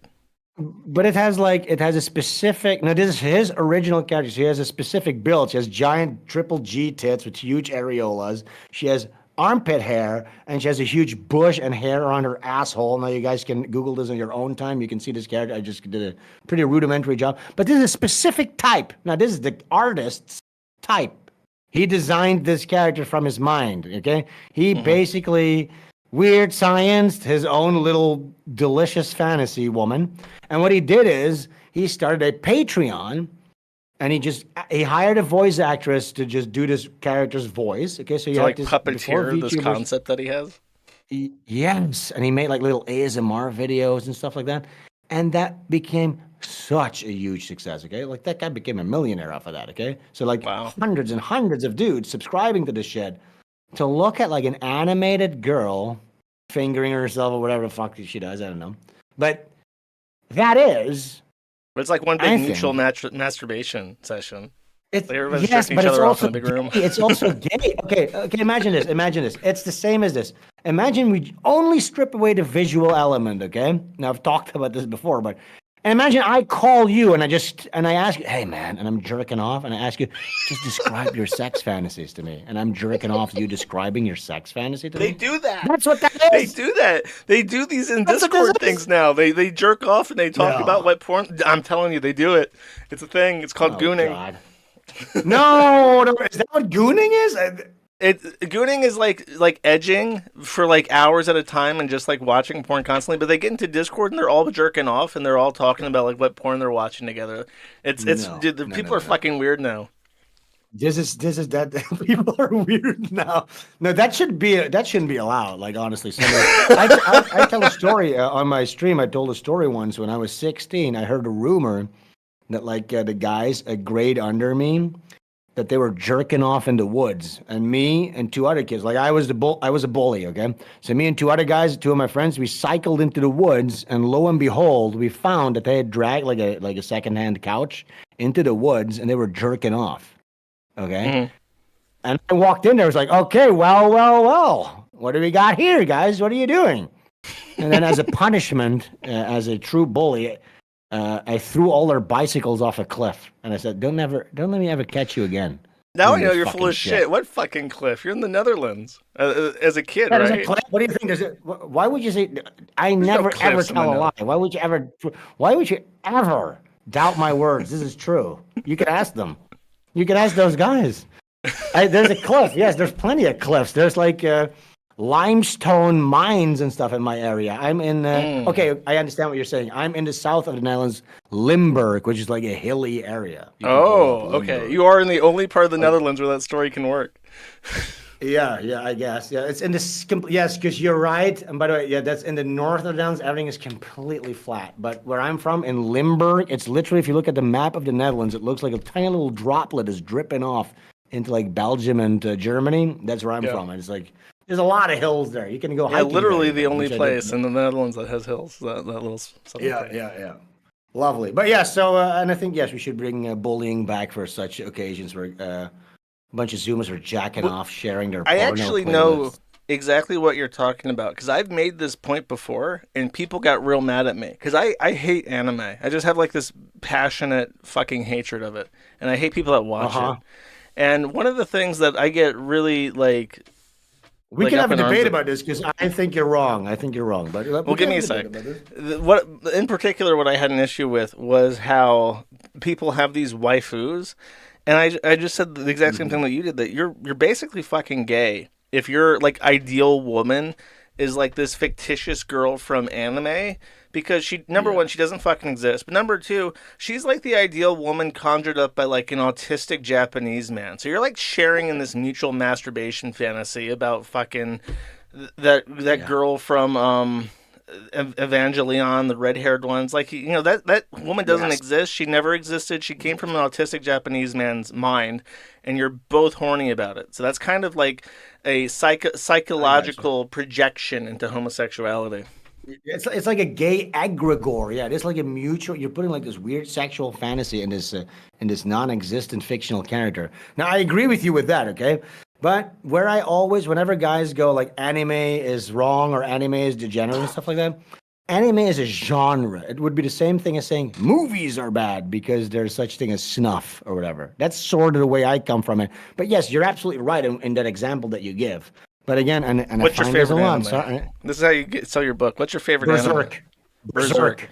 Berserk fans out there, Butch Killigan is like basically Berserk, but in the West. Sort of, kind of. No, Butch Gilligan is like if Paul Verhoeven made Berserk, sort of, maybe. That's a always sales hate pitch, when you- man. But I hate the sales pitch where you go like, yeah, it's sort of like Demolition Oh, you Man don't like that, meets. Yeah, but I guess maybe it illustrates the I point. can It I would can be respect that. Demolition Not Man. wanting to do that. Demolition Man meets Jacob's Ladder. No, now that's a sales pitch. But yeah, as directed by Paul Verhoeven. That's what Butch Gilligan 2 is. Go back again. I need everybody to go back it and buy multiple copies. You can do an add-on. You get 20% off at checkout. Go do it. We need this thing to fucking explode, guys. I need to become the next Rippaverse. You think? That would be the universe correcting itself, because I'm actually a guy that actually cares and is actually doing something, being unshackled. I'm actually showing you what a comic could be without the influence from the top by those types of guys. If with you the made little hats. Rippa money, would you set up a studio in the U.S., in the Netherlands, or would you stay in Indonesia? I don't even know. I'm not like the type of guy to fantasize. Like that's another thing that Really? we were goofing on. It's like Rippaverse, like, yeah, and we're gonna have a cinematic universe And yeah, it's gonna have 7 movies, and this is my casting list. It's like, come on, dude. Can we just get a grip real quick? You're making a little stupid comic book. You know what I'm saying? But hey, listen, hey, respect where it's due. He's making it kind of work and stuff, I guess. He's got his thing. And again, you know what I'm saying? When I criticize something, I'm not trying to destroy it. I'm just giving you my honest view on it. You know what I'm saying? Yeah. Even if it gets me in trouble. Out of curiosity, I'll say I'm stuff a bit of a history nerd. Indonesia was held by the Dutch as a colonial possession at some point, right? Is there like remnants of Dutch culture there? Do you feel do you feel that at all? There's a lot. Can I tell you? If you're a history buff, did you know? Remember during the Hitler's beer hall putsch, Yes. one of the main guys that was there with him when he got arrested and stuff. He also moved to Indonesia. He was here in one of the towns that I went to visit at one point. I forgot what his name is. Did you know that? No, I did not know that. One of his main fucking guys that was right there with him. One of the main 3 guys. I forget his fucking name. But anyways, yes, there's lots of remnants of Dutch culture here in their language. A lot of Dutch words. In Jakarta, there is like a major architectural influence in old. It was called Bavaria. Bavaria. That was in Germany. Jakarta before, or was it Bavaria or Batavia? Is that it? Batavia. That sounds Batavia. right. Batavia. That's what it was. Batavia. I'm thinking of the beer. I'm thinking of Bavaria beer. Yeah, that's Germany. No, yes, I got a little beer on the mind, figuratively and literally too. But yeah, Batavia. And so there's massive buildings there and stuff like that of the colonial past. That's cool because I know major like influence still. in Vietnam, like they got their alphabet from the French. They have French architecture. They have French coffee culture and stuff. So I was mildly curious when you said that. I'm like, I wonder how Dutch it is there in Indonesia. It's pretty Dutch. I will say this. I was thinking about that kind of one of the things that I love about living here, because I live in Bali, by the way, because Indonesia is one of the biggest Muslim countries in the world, which it's kind of like It's like 100 coming million from the people Netherlands. live there, right?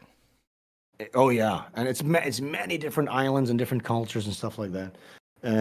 But yeah, coming from the Netherlands with all the problems that we have with like Muslim immigrants there, I do come more and more to the conclusion that I think when we have like in the Netherlands, when you have like the right wing conservators criticizing Islam, I think it's a psyop, because what we should be criticizing is the actual people. We should be criticizing Arabs. That's the thing, because the people Really? here, these Asian Muslims, they're not at all as fucking crazy as the people that we have to deal with en masse in our European towns. They would never rape anyone. You know what I'm saying? Maybe That's has an to do with interesting perspective. I have my personal issue with Islam is just that it's canonical that Muhammad married a 9-year-old. He married a 6-year-old and then consummated it at 9. I just can't get over that. Like, how can you call? Listen, I that think guy it's a complete prophet? fucking garbage. I think honestly, personally, I think every Abrahamic religion, who gives it? But I think the more interesting point here would be, I can see the difference between the different kinds of quote unquote Muslims, basically. You know what I'm saying? And Yeah, I think it's definitely, and I think the reason why in our European countries, the institutional power and the political power at large wants to keep the discussion away from immigration, obviously, and make it about this specific religious sect, is because a certain other type of other would also be having the spotlight shown onto them. You know what I'm saying? I think that's kind of what we're dealing with. Yeah, I've heard that. I can kind of see that point. I just feel like criticizing Islam is like a form of soft racism. Because when you say you can criticize Islam, you're not talking about the guy in Ireland that has the big bushy ginger beard. You're talking about the fucking Arabs. You're talking about like the Southeast Asians and stuff. Again, Indonesia factually is the biggest goddamn Islamic country. You know what I'm It's saying? true. So you do kind of have to make that distinction. And I think another thing, if we want to talk then about the racial difference between, for instance, an Arab and like an Southeast Asian Muslim, is Arabs, because they don't practice. It's a different type of Islam. For instance, here, the incestual, you gotta marry your first cousin or whatever the fuck. They don't do that here. That's outlawed. Okay, so it's like they pick and choose with their little laws. And I think the reason we're having so much trouble with our particular Muslims in Europe is because they're of the incestual lineage. And what do you get when you have like 4 generations of like incest?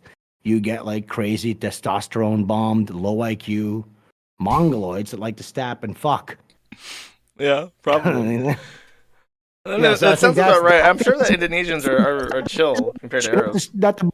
Excuse me, sorry, I was talking over you. Sorry about that.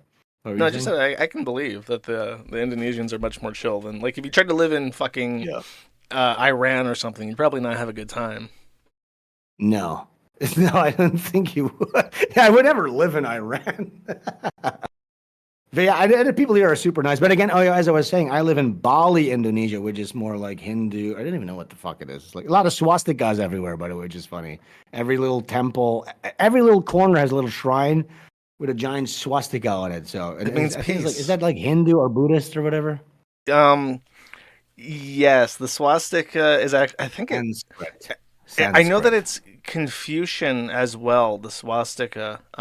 So it's just that it's like a Pan Asian symbol of peace. It's everywhere. It's all the way from Japan all the way to India. So it's like a Pan Asian thing, and it literally just means peace. But for some reason, Yeah. there's a weird story to it. Why Hitler thought that the swastika was a Aryan symbol because of the Indians. But technically, if you refer to the German swastika, you should call it the Hakenkreuz because that's how you distinguish Yeah. the Asian one and Hakenkreuz, which literally means the cross with hooks. the healed That's cross what is it what it means. means in German. No, hak means hook. But in Listen, I German, it know I means speak healed. German. Really? Hakenkreuz is hooked cross. Okay, I'll take your word on it because you do. I didn't know you spoke German. I thought you just spoke Dutch. Well, again, where I live in the southern part of the Netherlands, Yeah, basically there's I a speak a crossover. Dutch dialect, which is indistinguishable from German, basically. Where, like, if I speak my dialect to a regular Dutch guy, they wouldn't know what the fuck I was talking about. They couldn't follow a single word. And it's That's basically like funny. because I live in the border region, it's like it's like an amalgamation of like Dutch and German, basically. Oh, you're on like a Yeah, really. That's a weird place. How did you settle on this island? Because it's like it's in. If when I picture Indonesia in my head, right, it's like this huge archipelago. I think I pronounced that right. hmm And you just pick like one really small island. It looks like it's maybe the size of like Massachusetts or something in the dead center of it. uh Well, yeah, it is very small. Now, I've traveled here a bunch to Bali specifically, and again, in the Dutch culture and lexicon, Indonesia is like a thing. You know what I'm saying? It's like in the discussion still because of our colonial past. Now, I happen to, my wife is from Jakarta originally, and then we decided, I'm talking about you, by the way, my wife. She's bringing me a pack of cigarettes. Thank you. Throw it for me. Oh, thank you so much. So, yes, I'm a rice cooker, as that's I was they going to call it. ask, is My your wife chick is. Indonesian? Yeah. She is Indonesian. She's a 10. I should send you a picture of her. As is But yes, tradition, is she's a the trad Asian wife. wife. Indonesian wife. She's not like some. So yeah, we dated for a whole bunch, and then I visited a bunch of times, and we went to Jakarta a bunch of times, and then I was like, I work from home. I don't have to go to the office all day long. So I was just like, let's switch shit up. I was at my old apartment in the Netherlands for 8 years, 8 to 10 years. I forget exactly how long I lived there.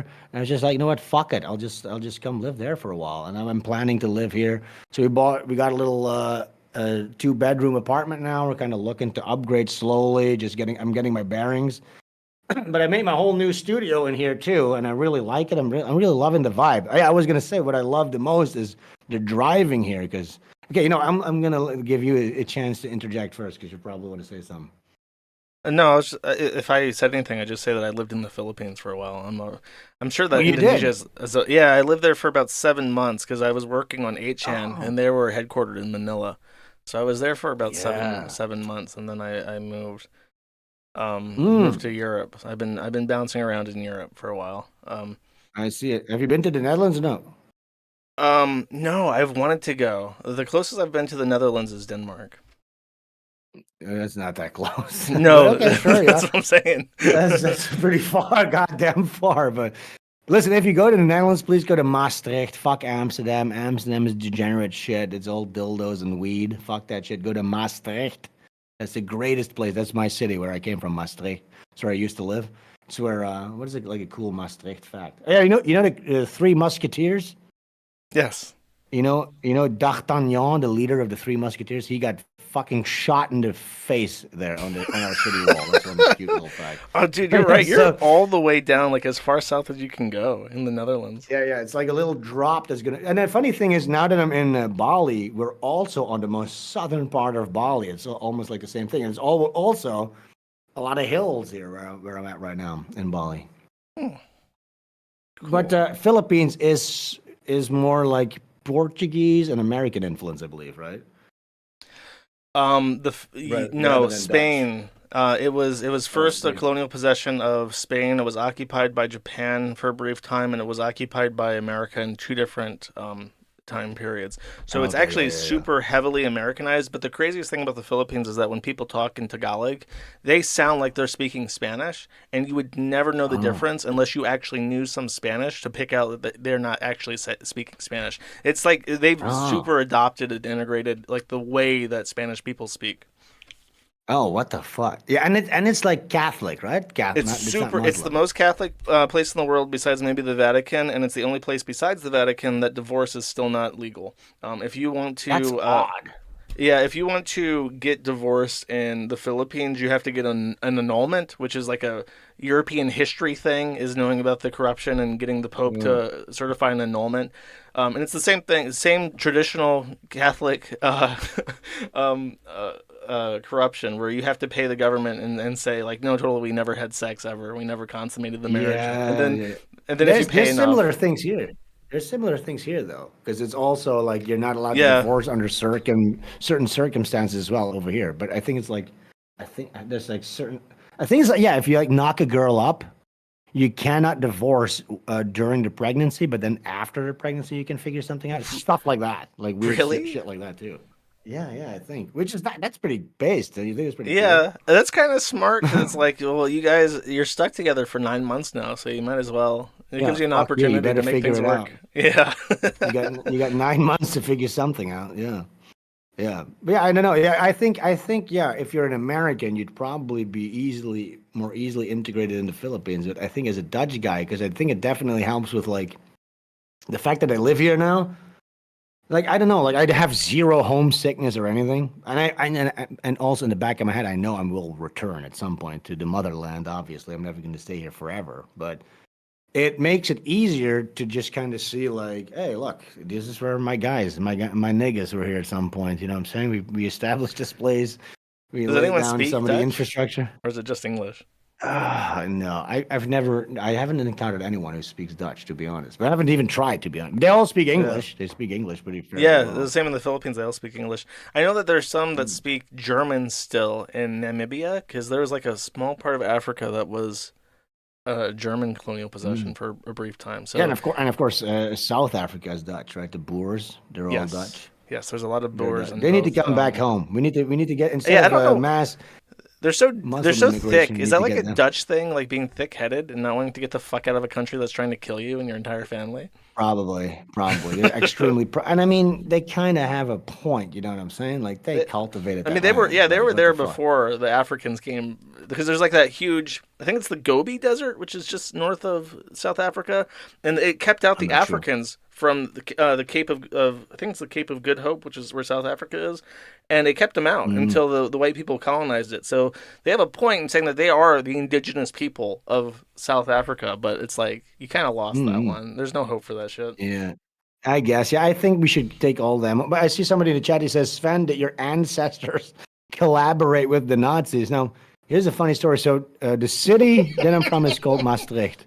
My hometown is Valkenburg, which is like the Falconsburg, I guess. It's a little castle town. It's like a castle ruin on top of the hill. You know And who's then a Von there's Valkenburg? Uh-huh. Zoe Quinn from Gamergate. She's Chelsea Von Valkenburg. Is she Jewish? No, that couldn't be. She's Dutch? I'm not. She's Von Valkenburg? Yeah, that's her real name, Von Valkenburg.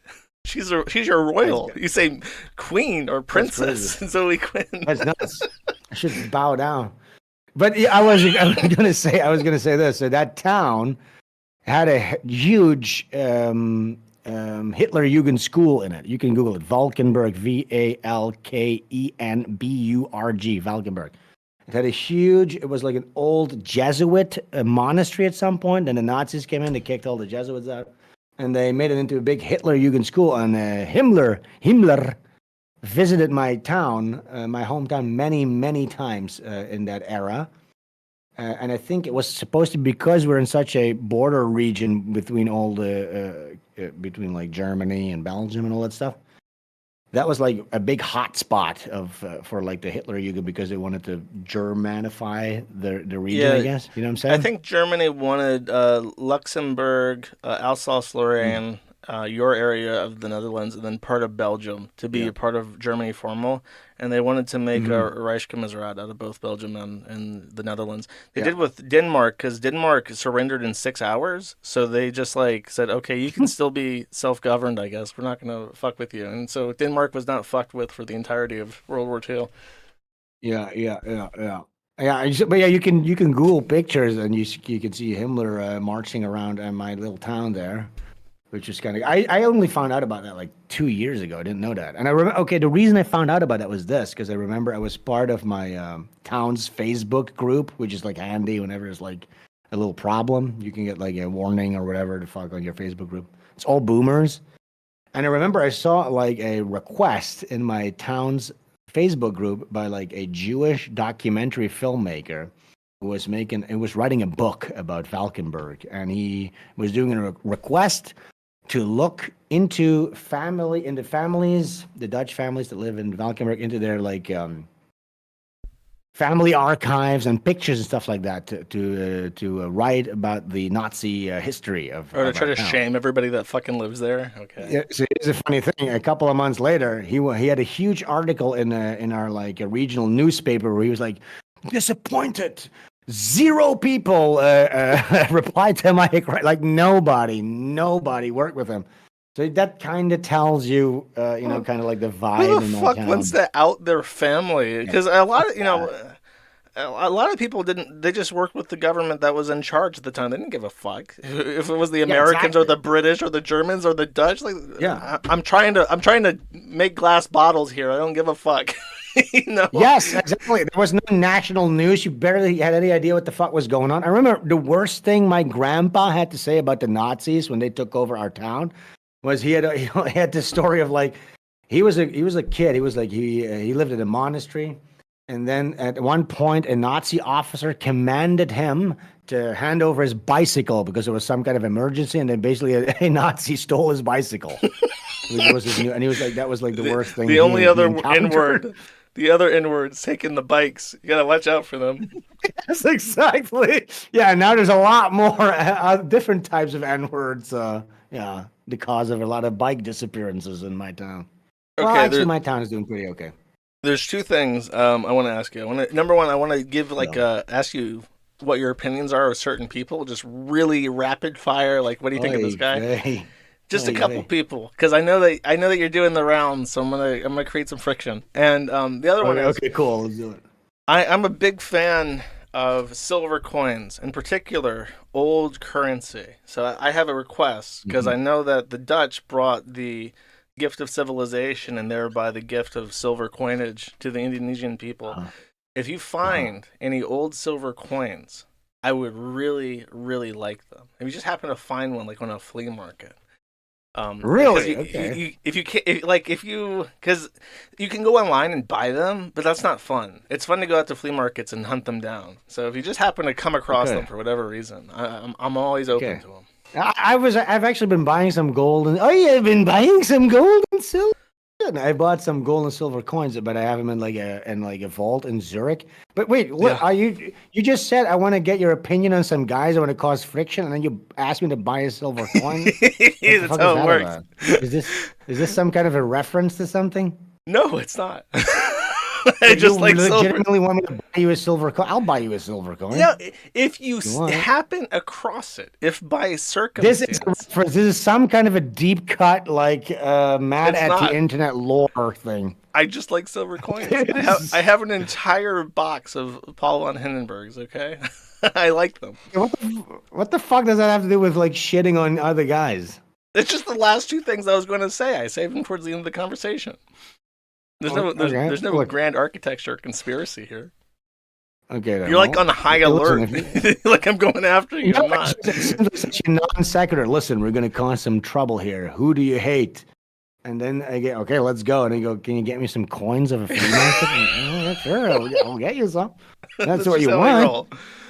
Okay. I would. By the way, listen, I actually like the idea. I might go to a flea market and get some coins, and maybe I'll keep some and I'll send you some. That sounds like a plan. I'd appreciate it. Okay, cool. Okay, who do I hate? Shoot. Okay. I don't give a fuck.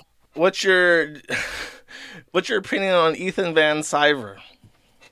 Ethan Van Sciver? Yeah, Sciver, whatever you pronounce that. Okay, so first of all, I need to tell you this, right? First, I'm an island. I rarely like network with anybody or anything like that. I've learned my lesson of that when I used to be with Red Bar. And by the way, I read some of I joined Kiwi Farms. By the way, the Kiwi Farms forums, I joined them. And yeah, I read through some of the threads about Red Bar Radio, which was kind of funny.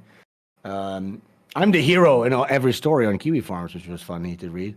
You don't know about any of that history, do you? I'm vaguely aware of Red Bar because there were some clips that were sent to me, and I know he did that DuckTales song, which is also one of my favorite things of all time.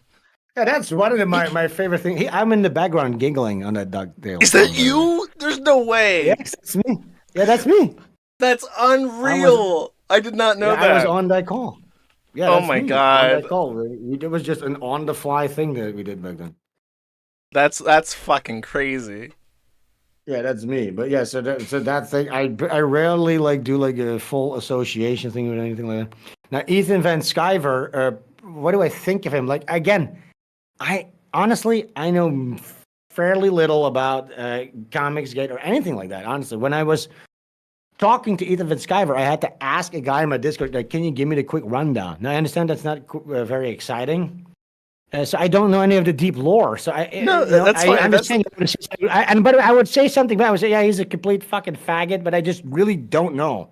I don't know that much. That is a perfectly acceptable answer. No, I'm not disappointed at all.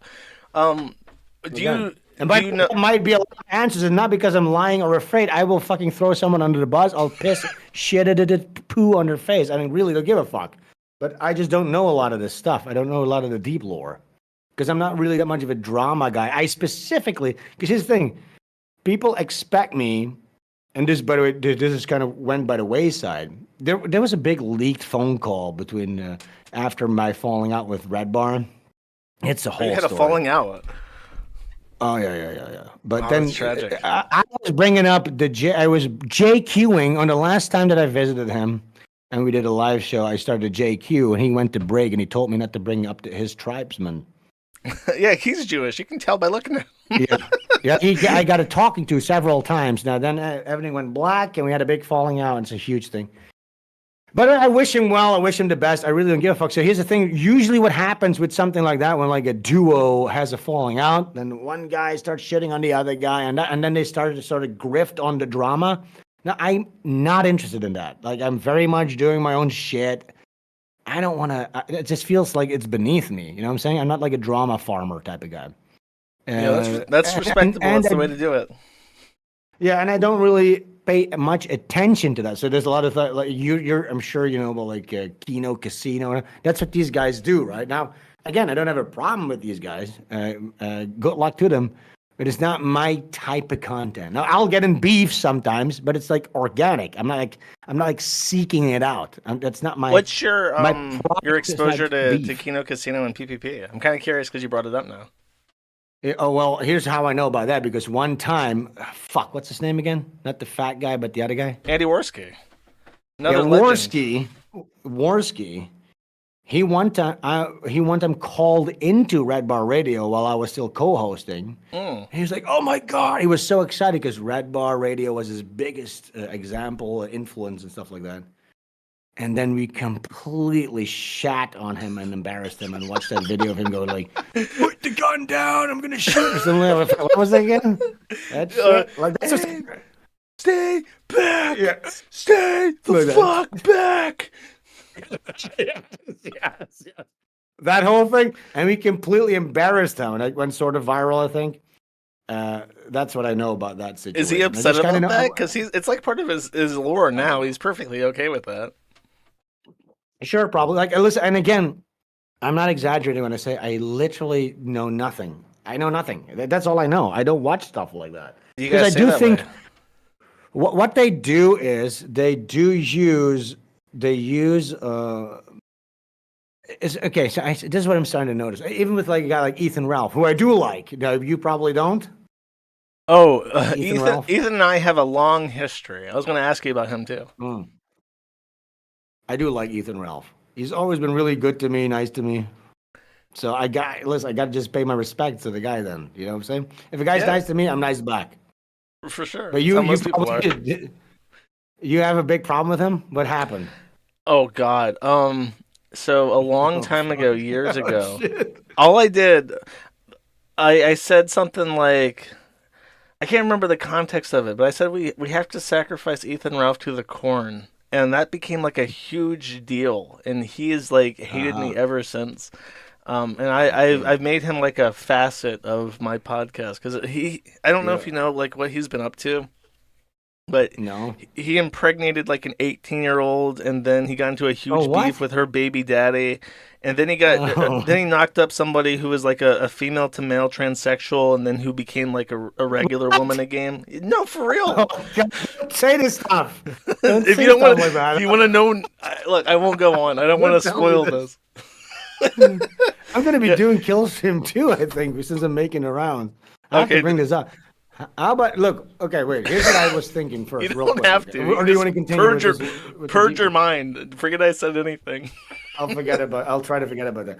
But here's what I think though. When I look at like Kino Casino or like Killstream and stuff like that, I see guys. I see Americans because I'm looking at this from an outsider's perspective, and I see a lot of guys that are around my age, and they grew up with wrestling, right?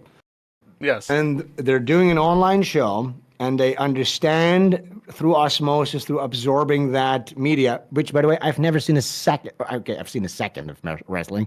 Never watched a full WWE match. It's fucking gay to a European. You understand? We're not going to get into it. I'm going to offend a lot of people probably in this chat. I understand it's like an American constitution. That's your guys' thing. It's fine, okay? But what I'm talking about is these shows, they try to incorporate these aspects. So I just think, like, at a certain point, in these guys' minds, it makes sense to just have the beef arc with a guy. You know what I'm saying? Now we're Yeah. beefing.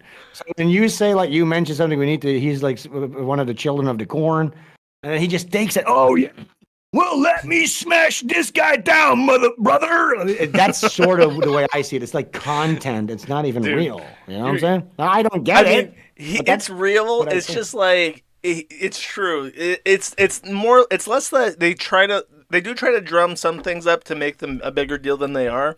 But it is true that there's like a wrestling mindset which has permeated like Yeah, internet drama culture, and yeah. it just influences how they make decisions. And it's a really weird thing. And I've noticed this and pointed it out too. So I'm kind of amused that you've kind of fallen on Yeah. that. Where it's like there's all these guys who are just like they want to be whoever the fuck that big guy was that was the host of the WWE. They want to like run Vince their McMahon. yeah Vince McMahon. They want to be Vince McMahon. And it's just it's like a weird. Yeah. It's totally true. It's spot on. Yeah, yeah. Okay. So this reminded me of another thing. So, okay, so as a European, right? So you see, you absorb internet content. So this type of stuff, I see. I just felt this WWE drama farming type of entertainment thing coming through.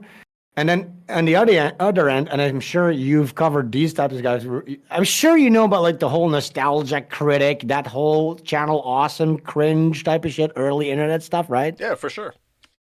Those types of guys, what I noticed there is every one of those guys, whereas like guys like Ethan Ralph have like the WWE permeating through them, they always have like mystery science theater. That's the thing, which is another thing I've never seen a single thing of, but I just through osmosis, just through I don't know how you catch up on this type of stuff as a European. You just see themes happening in this internet cultural niche, and that's what I noticed with like a review early like reviewers like Spoonie and Angry Video Game Nerd and these type of guys. They love mystery science theater somehow.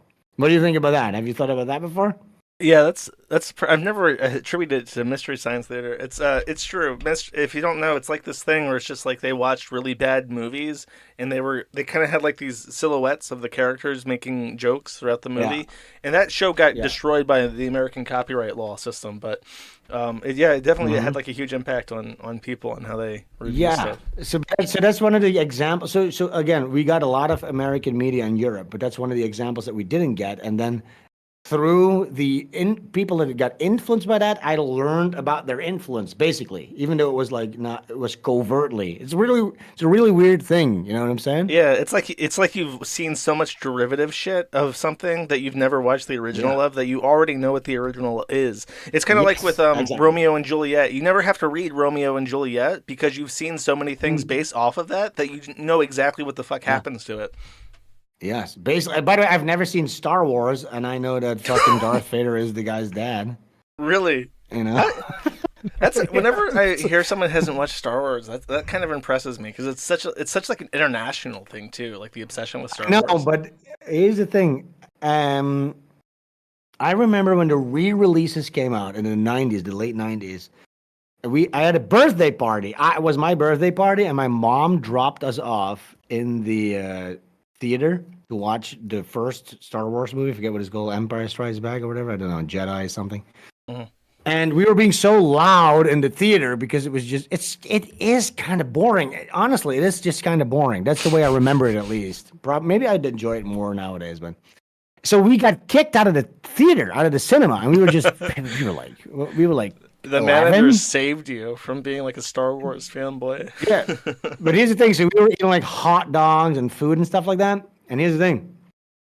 They kicked us out. And then I don't know if we discovered this, but one of my friends was like, hey, look, if you put your finger down your throat, you can vomit up your food. And we were all putting our fingers down our throat and vomiting. Okay. So now there's all these piles of vomit in front of the theater. And then one of the theater clerks comes out. He's like, get the fuck out of here. Get the fuck out. So we just kind of scattered into the city, right? Now, this is a bunch of 10 years old. We're in the big city. Now, my mom, she dropped us off at the cinema for my birthday party. And she watched us go inside. And then she went shopping in the city, Yeah. expecting when she came back after an hour and a half, after 90 minutes, to come pick us up again. Now, when she arrived there, to her amazement, there was a person cleaning up puke in the front of the cinema, and the kids were gone. Now she's responsible for like 8 kids, and we were gone. Now this, and I don't remember the exact details, but I do remember this was like a huge disaster back then. That got me a good whooping when I got home. You That's know, crazy. You should And she had to animate come that find us. story because it's very visual. It's such an insulting thing. Oh, you know what you should do? How about you animate that thing, okay? You fucking bitch. Hey, you know what you should do instead of telling that story? How about you animate it? I can't get back to that. I'm just saying it has a very clear visual storytelling to it. Okay, I'm trying to help you out here, and you're taking offense to it. Yeah, okay. That's just when I think of Star Wars. That's my Star Wars experience. You know what I'm saying? I haven't really ever watched it. No, I get it. Okay. It's it kind of makes sense why your stuff is so different from a lot of other people's work is just because you've managed to somehow just incidentally separate yourself from so many of the influences that normal No, people watch, and you're just like inundated in like European culture and European stuff, and it's no, you're no, wrong. You're wrong. I'm wrong. I'll Okay. tell you this. No, you're sort of right. But here's a funny anecdote about the European, or like specifically about the Netherlands. Okay. So I remember talking about this before, and Americans noted like, holy shit, we in the Netherlands in the '90s, these were the sitcoms on my little Dutch boy television in American language because the Netherlands is the only country in Europe that does not dub over American shows. So that's why I speak English fairly well, is because just I Yeah. grew up with like English Teenage Mutant Ninja Turtles, but with subtitles. Whereas if you go to Germany, it's like oh, with no subs. But I got this is like the gamut of shows that were on my Dutch Boy TV. Okay, Fresh Prince of Bel Air, Mhm. The Cosby Show, The Jamie King Show with Jamie Foxx, The Wayans Brothers, Martin with Martin Lawrence, We even had one. I forget what the fuck it's called. The guy that what's that black guy? Another black. It was like one black sitcom after the other. That's what I grew up with. Blacks. I thought everybody in America was black growing up. Was BET like a Dutch station or something? Why is all This was regular, normal Dutch syndicated TV that just aired these shows. That's weird. That's super weird. And then yeah, isn't that fucking strange? Maybe So you're just like a if your theory was right, I would just be American making culture. black comedy right now. No, maybe the issue was this that what you were exposed to just repulsed you to American culture, and so you actively sought to avoid it whenever possible, and that's how you ended up to where you were. I will say this: when I watched all these black shows, it was literally one black sitcom after the other, interjected with like The Nanny, maybe, and Al Bundy. Just complete '90s misery and degeneracy, basically. I don't know if you would call it degeneracy, but it wasn't really like elevating the human spirit. Something like Al Bundy, it's just miserable.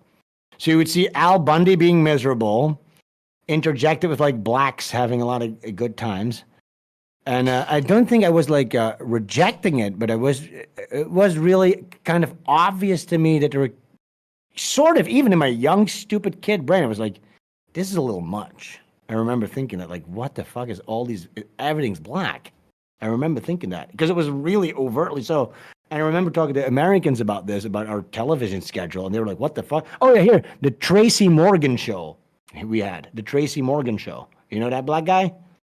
Yeah, it's kind of a known thing in the U.S. that like in the 90s and 2000s, because what had happened is that the saccharine, like wholesome sitcom was like a 80s thing, and then in the 90s they kind of turned that on its head, starting with The Simpsons, where you had dysfunctional families, stupid fathers, absentee fathers, strong, controlling mothers, and the kids were usually like problemed and they had issues, but then at the same time, on black television, they were kind of just copying the 80s thing, but for black families to try and give them what they had saw for white television. So that's why you see that, is because they were deliberately trying to like satirize wholesome television at the same time that black people were just trying to emulate it.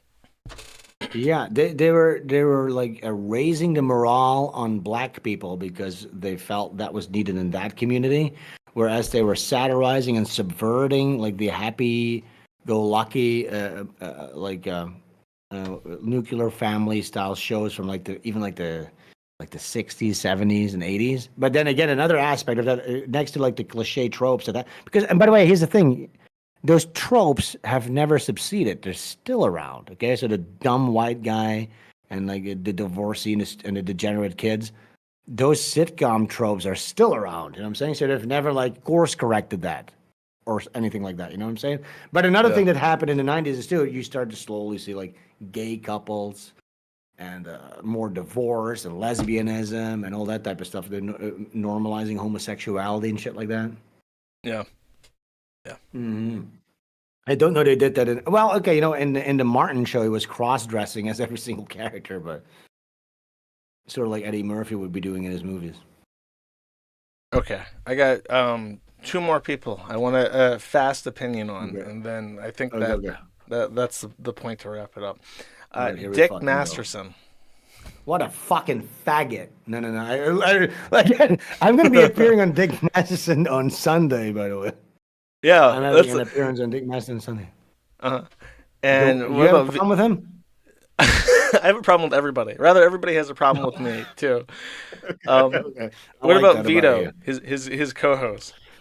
Okay, so again, I'll tell you, here's the truth, right? I always speak the truth. I asked because I appeared on Dick Masterson without Vito last year during my comic book launch. Now, what I've seen about Dick Masterson is that he was also shitting on Rippaverse and stuff like that, which I kind of thought was kind of cool. You know, but I'm not a guy that tunes into the podcast really at all. You know what I'm saying? So I just know through osmosis. I know things. But you're about to tell me that Dick Masterson has like 15 illegitimate black children and he fucking strangled the baby in a bathtub. I'm not going to tell you anything. I think it's best. I think you gotta live innocent. What I heard about Vito is he's like a pedophile type of guy or something like that. I don't know. He's a pedophile, and what I know about Vito too is like he created Okay, wait. I gave Vito some tips and DMs a little bit when he started his comic book. I was like, listen, because he asked a question on. Okay, let me remember this correctly. He asked a question on Twitter. He was like, he put like some kind of a retro filter on his book, and he was like, what do you guys prefer, with or without retro filter? And all my alarm bells went off. I'm like, dude. So I had to DM him because of my professional concern. I was like, listen, don't put a retro filter on your fucking comic book. I'm like, how are you going to print it? If you're going to print your comic on this and this type of paper, you're already going to have that sort of retro look that you want organically. So if you add a retro filter, that's going to fuck up. So I just felt the need to just kind of help him. And what I remember from that conversation was that he says, oh, who's doing your lettering? And I said, me. He's like, and who does your inks? I'm like, me. And I remember him saying, oh, wow, that's a lot of hats. That's what I remember from Vito. And then I know he's a raging pedophile. The short with his. I'm not saying that. I'm sorry. Yeah, go ahead. I'm not saying that. I'm not trying to get you in trouble, I promise. I never say something like that. You can get me in trouble. I can give a fuck, dude. His issue is that if you were to be as generous as humanly possible to Vito, what he did is that he wanted to get attention. So when that movie Cuties came out, he and Dick made like a bunch of jokes about how it's like the best movie ever. And he went on and on about defending the right to life of pedophiles. He did like all this shit to get like attention in the most generous interpretation possible.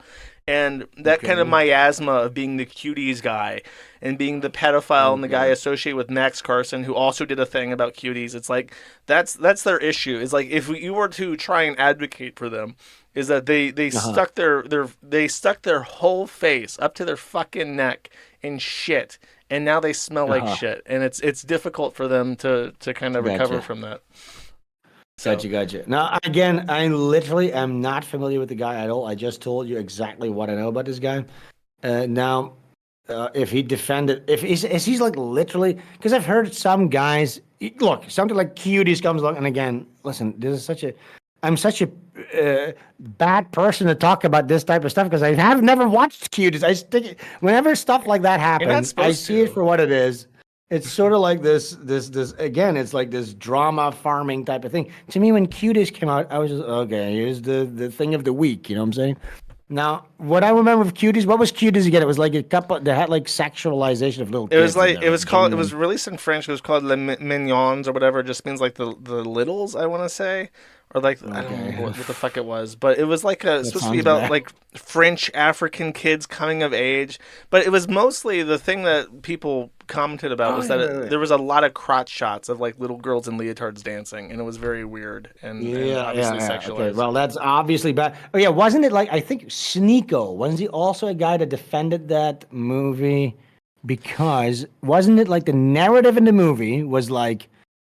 I mean, I could be wrong, right? Just tell me if I'm wrong. Wasn't it like the movie sort of like depicted degeneracy of like the West, and then like the African kids showed like the Western girls how not to twerk and be Muslim or something? Was that what it was, or no? I might be completely off. No, I don't. Sneeko was like a Muslim, so he was like defending. I think I don't remember Sneeko's drama. I'm not familiar with him, but there was supposed to be like a culture clash thing where it's like American dancing is clashing with East African Muslim. Traditions, and that was like the point on paper.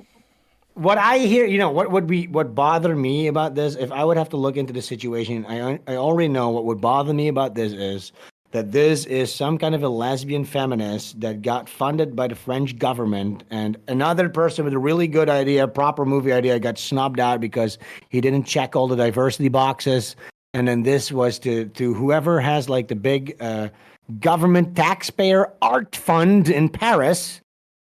They decided to go with one of their communist nepotistic fucking friends, and they gave some fucking lesbian a bunch of money to make like a movie about immigration, a reconciliation. That's what that sounds like to me. I might be completely off. And then to me, what I hear when people start fucking having internet debates about that, you're actually you're part of the problem because you're proving to these commies that have subverted the entire art scene, who are wasting taxpayer monies and subsidies. That this, oh, see, it's causing a debate. You know, now if they're actually showing like child porn, and that obviously they should all be fucking put on their knees and have like a little, you know, a little. I'm not gonna Fed post right now. But that would be my opinion. No, You know what I'm saying? I wasn't trying to like drag you into the muck of debating cuties because like I don't. It's like 4 years fucking old. At this point. I'm just a letting. 3-year-old movie. Yeah, I'm just. I kind of wanted to. I don't know. Maybe it was a. Cause a lot of trouble with me when I have to appear on that show, and they go, "Hey, Josh, you told Josh that he was a pedophile." Listen, again, I can deal with that shit. I really don't care. You can go ahead. Really, I can take it. We'll do it. If they cancel my appearance, they're gonna be sorry for that. And I don't think they won't. They wouldn't do that. They want you. You're like Listen. You're a boon. You're a boon to their show. Boon. You're a boon to their show, like a good thing. Right. Listen. Yeah. If he's a pedophile, you know what? I'll ask him about it. I'm like, listen, I've been hearing you're a pedophile. What is that about? I mean, if you do that, I'll play the clip. I'll take the response. I'll play it. Listen, dude, I'm genuine. Now that I've heard that he's a pedophile, I'll go listen. Dude, by the way, Vito, I've been hearing you're a pedophile. What is that about? We'll ask him that. Yeah. Okay. But it has to be genuine. I'm not gonna like if everybody starts. Oh, here's the rundown on Vito. This is what he did. I kind of don't want to know. You know what I'm saying? I'll ask him about it. Sure. Yeah. Like, okay. I mean, I'd be curious to see what he says. As far as Ralph goes, I don't know. Ralph is just Ralph. You know, he's not really changed all that much. Like some weird shit's happened with him that people will give him shit for, but he's basically still Ralph. Ralph is Ralph. You know what? I think you and Ralph, you guys can become friends again, and we can mend the sector, and then the race Avengers have one extra member, and we can actually start, defending the realm, the sector. It's no, it's probably not going to happen. It would be a bad thing just because he says such awful shit about me that like at this point trying to be nice to him, it would just be like not. It would be like turning. I understand what you're saying. Yeah. I understand what you're saying. You'd feel like you'd be forgiving too much. But here's the thing: the way to counter that is you have to recontextualize whatever bad things he said about you as, he's just doing his Vince McMahon bit, basically. Nah, he's said some really nasty shit. I don't want to mend any friendships. I don't give a shit. I'm just saying. Listen. But yeah, there was another guy that you want me to shit on. Which one is it? And chances are, I don't know about this guy either. Nick Rekieta, you want to shit on him real quick? Oh, is that the Jewish lawyer type of guy? Yeah, he fucking. So I know. He's Polish, not Jewish. I think. I don't know. It's highly debated among internet racists. We all know where a lot of the Eastern Europeans immigrated from on the turn of the century. They all came from that area, but that's true. Maybe he's not. He sort of looks like it. Physiognomy. Do you co-sign giving coke to 9-year-olds? This is an easy one. Contrary to popular belief, no, I do not. I think that's really bad. You know, here's a funny thing. So when we mentioned earlier, I had the big falling out with Mike David. Uh-huh. Then this secret phone call recording dropped of me spilling all the shitting on Mike completely. By the way, I stand by everything I said. And then this podcast with Paul, what is that guy's called? Paul M. Hulte, like Steel Toe Morning Show? No, you definitely know some stuff. You know too much. Leaked tape. He did like 3 hours on my leaked Red Bar tape. Oh, really? That guy. Yes. And it was actually pretty good coverage. What was the leaked Red Bar tape? Oh, God. Let's not get into all this. Yeah, it's like, look, it was a whole thing, you know. Like I said, I was JQing. I was really angry about that. I went back to my hotel room. I got pissed. All of a sudden, my hotel room phone rings. I'm drunk. And by the way, I got shunned by. We shouldn't even get into it. I really don't want to get into it. It's not because you could find all of this. I just don't want to rehash it. I didn't give a fuck. I really don't give a shit. Okay. Or do you really want to know? Do you really want to know? Can you like sum it up in just one sentence? Fucking shit. Okay, so I do Red Bar Radio. I fly out there. I'm in the studio. We have a big show. We're drinking. We're going nuts. I start JQing. He goes on pause. He tells me, don't talk about my people. I start talking about his people again. He goes on pause again. Please don't talk about my people. I do it again because I'm drunk. Then the show is over. We have a big yelling match. I tell him he's a fucking faggot. Then I go to my hotel room. Now, we had a huge, big plan to do multiple shows. We were going to hang out. We were going to shoot guns, blah, blah, blah. Now, next day I wake up. I try to call him. No answer. So he's basically fucking ditching me. I flew out there for him with his fucking show. I'm in Tucson in some fucking shithole. Okay? I'm like, okay, you know what? He might be a little pissy. I'm going to just hang out by the pool, do my thing. We'll try again tomorrow. Call him again. Nothing. Okay? So I'm being shunned. I call his wife. Hey, what's happening? Nothing. So this is 3 days of me just sitting in a fucking hotel room by myself, getting more and more pissed, trying to make the best of it. All of a sudden, my hotel room phone rings. Okay, literally creepily. Okay, the phone on my goddamn nightstand rings. I pick up the phone. There's a guy there. Red Bar News, here to get the scoop. Like a creepy voice. I'm like, what the fuck is this, right? And then this guy tricks me. He's like, listen, Mike is talking massive shit about you right now. He's in the Discord. He names a bunch of realistic names. He basically ropes me in. It all sounds super legit. I'm like, okay, well, this guy's a fucking faggot, blah, blah. So I just go off. I go off for like 60 minutes. So it was then like a fake guy that was calling you on behalf, pretending to be Mike, and then you dumped on Mike. He's pretending to be one of Mike's inner circle guys that's in one of Mike's groups chat, naming a lot of names that would be in that group chat. Go like, yeah, Mike is fucking shitting on you completely, blah, blah, blah. And I'm like, I had no reason not to believe that. I'm drunk. And by the way, at this point, because Mike had basically ditched me in that fucking hotel room for like 4 or 5 days, I had flown out there. I'm like, you know what? And I was done with him. I had told some of my other friends, like, listen, I'm fucking done with this shit. I'm never doing this again. Fuck this guy. So I just went off. You know, I just fucked this is another thing. You can listen to the whole call if you want at some point. And then it gets leaked and it gets circulated by like Aaron Emholt. After that's done, I realized it's too complicated, but I just realized, oh, fuck, this was not the guy who he said he was. So I realized this was probably going to get leaked.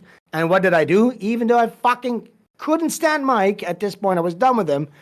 I sent Mike a message. Listen, dude, I just had a fucking phone call. This might be recorded. It's going to go. So even giving a heads up. And here's the funny thing. I was getting ignored by him for like 4 days. And when I sent him that, he's like, what the fuck? What happened? What happened? Then he did respond all of a sudden. You know what I'm saying? All of a sudden, he was interested in responding. And then, that leaked phone call came out. A bunch of people did a bunch of podcasts about it. But yeah, I was just, I was done with the Red Bar the moment he basically ditched me. That phone call was the little cherry on top. And yeah, you can hear the details if you listen to the whole phone call. That's basically the rundown of it. No big deal. I'm done. And then the aftermath of that is like people going like, oh yeah, whoa, talk shit about him. Is he really sick? What's his disease? Here's the thing.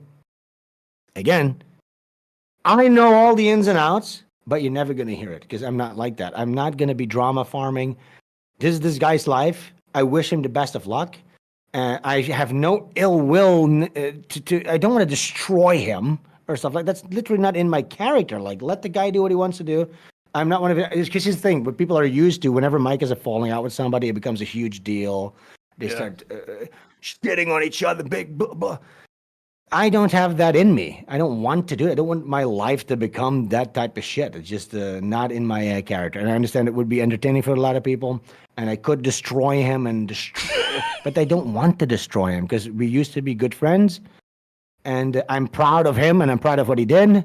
And I like Jules, his wife. And I just, but sometimes when you think you're friends with somebody and then they show you a certain level of disrespect, then it becomes time to just go, you know what, this is as much as I will take.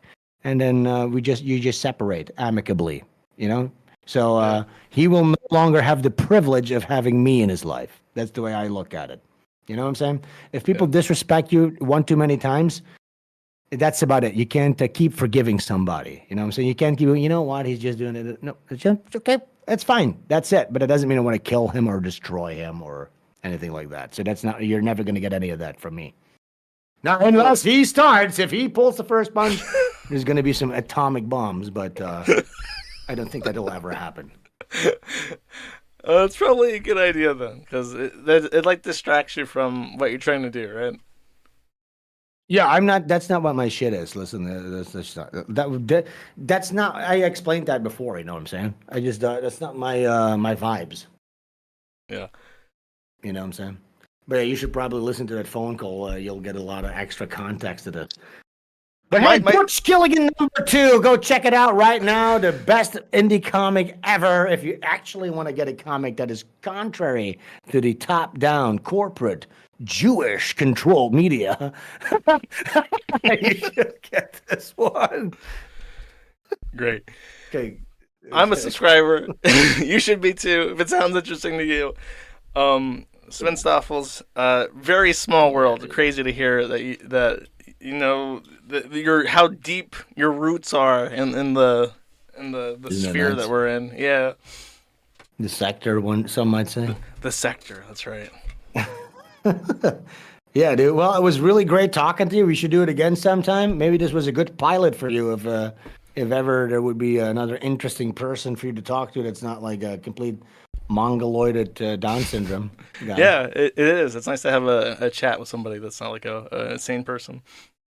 Isn't it? You were sort of hesitant. You're like, you know what? I never do this. But I think it went pretty well. What do you think? Quick recap? Yeah, I think so. I think we covered everything. We covered Dutch history, Indonesian history, the history of West European arts and the influences in the comic industry. I think we covered all our bases. Jesus Christ, yeah. Did we ever?